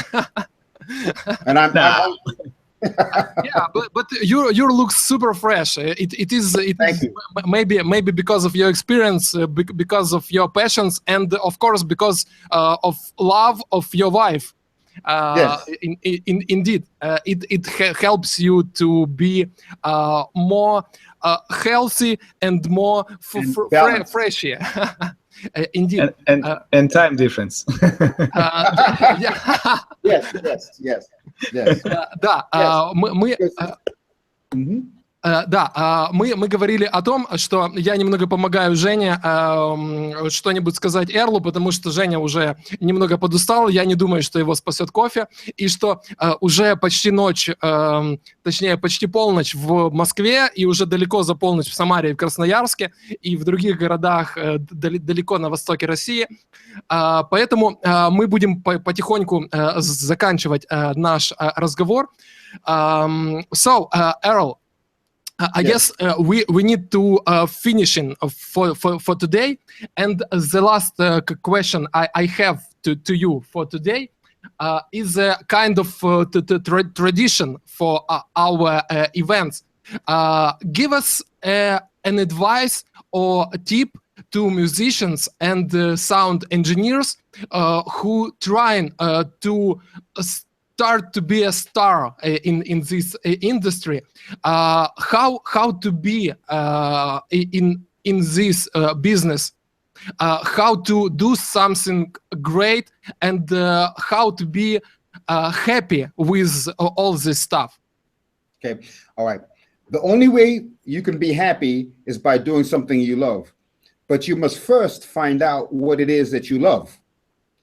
When you find out what it is you love, then money is no longer important, because then your passion will drive you and you will automatically become the best, because you'll be consumed by your passion.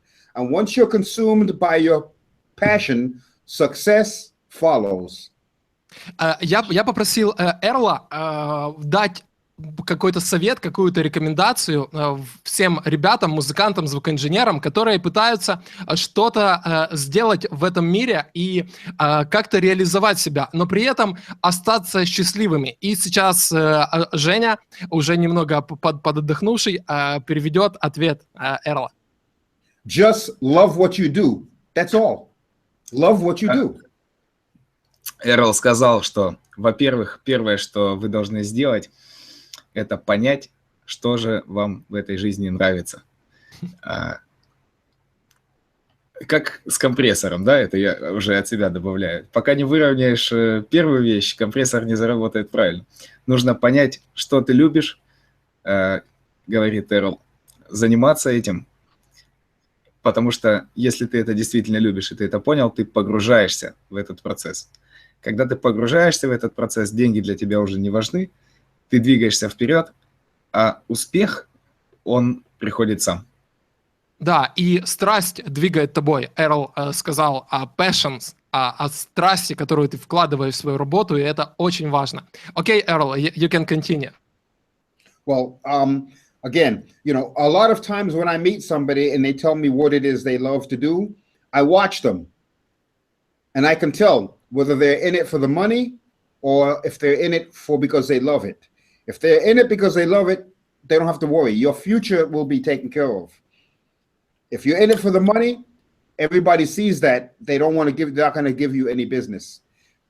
We came up with Hobble because we were so consumed with how music sounded that we wanted to become pioneers in the field. When you love it, you learn everything you can about it and you try to make it better. The only way you can make something better is by loving it. С многими людьми Эрл видит, когда с ними общаешься, по ним видно, когда они говорят о своем деле. Либо они делают это для денег, либо они делают это потому, что они это любят. Это можно сказать сразу, по глазам. И соответственным образом они и уходят в два разных направления. Есть люди, которые любят это, как, допустим, было с ними, с создателями Hobble. Почему они его создали? Они любили музыку, они хотели сделать ее лучше. Такой человек, он всегда выходит, и он ищет возможности, он исследует, он самоотвержен. Для него деньги не играют какой-либо решающей роли, и он готов нести все переживания и все прочее. За таким человеком успех приходит сам. Людей, которые заходят в эти вещи только для того, чтобы заработать, видно сразу, и они и отсеиваются тоже сразу.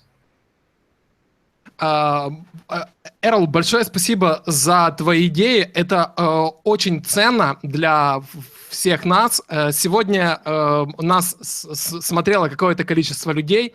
Намного больше ребят посмотрит запись на нашей трансляции. Я надеюсь, что твоим друзьям и твоим родным тоже было интересно посмотреть, поприсутствовать здесь с нами. Огромное тебе спасибо. Я сейчас попрошу ребят, чтобы все написали свои спасибо в чате, а Женя пока переведет то, что я сказал. Thank you, Earle. That was an incredible chat, an incredible conversation. It was fantastic. Many people have been watching. A lot more will watch the recording later because we spread it in the social networks, and they will see and they will get the message. Thank you. We hope that you liked it too. We hope the people from on your side, the relatives and friends, many of them, I think they will see the program too. Hope they like it. Thank you very much for the time, for the advice, for the fantastic information about the studio and setup and how it works, and how you taught us the step-by-step approach, that what should be done first, what should be done next. That was great, great to know and great to talk to you. Thank you. Thank you. It's a pleasure meeting both of you. Yeah, it was awesome to have you here. I'm glad that you decided to be here today. I'm excited about you, sir. Have a nice day. It is a day in your part of world. Thanks a lot. We'll speak soon. It was awesomely, greatly, overwhelmingly, successfully great to have you here. I know not a lot of good English words to say what I'm feeling about this conversation. No, you're doing fine. Yeah, thanks a lot again. Guys in chat, thank you too. So speak soon. We'll be in touch. Yeah? Okay. Yes, sir. Yeah. Okay. Bye-bye. Bye. Take care. Что ж, ребята, большое спасибо за трансляцию. Эрл уже отсоединился от нас. Я хочу сказать, что заходите на сайт yorshoffmix.com, подписывайтесь на наши обновления в соцсетях и не забывайте следить за выходом новых видео на канале Yorshoff Mix. До скорой встречи. Плывите к звуку.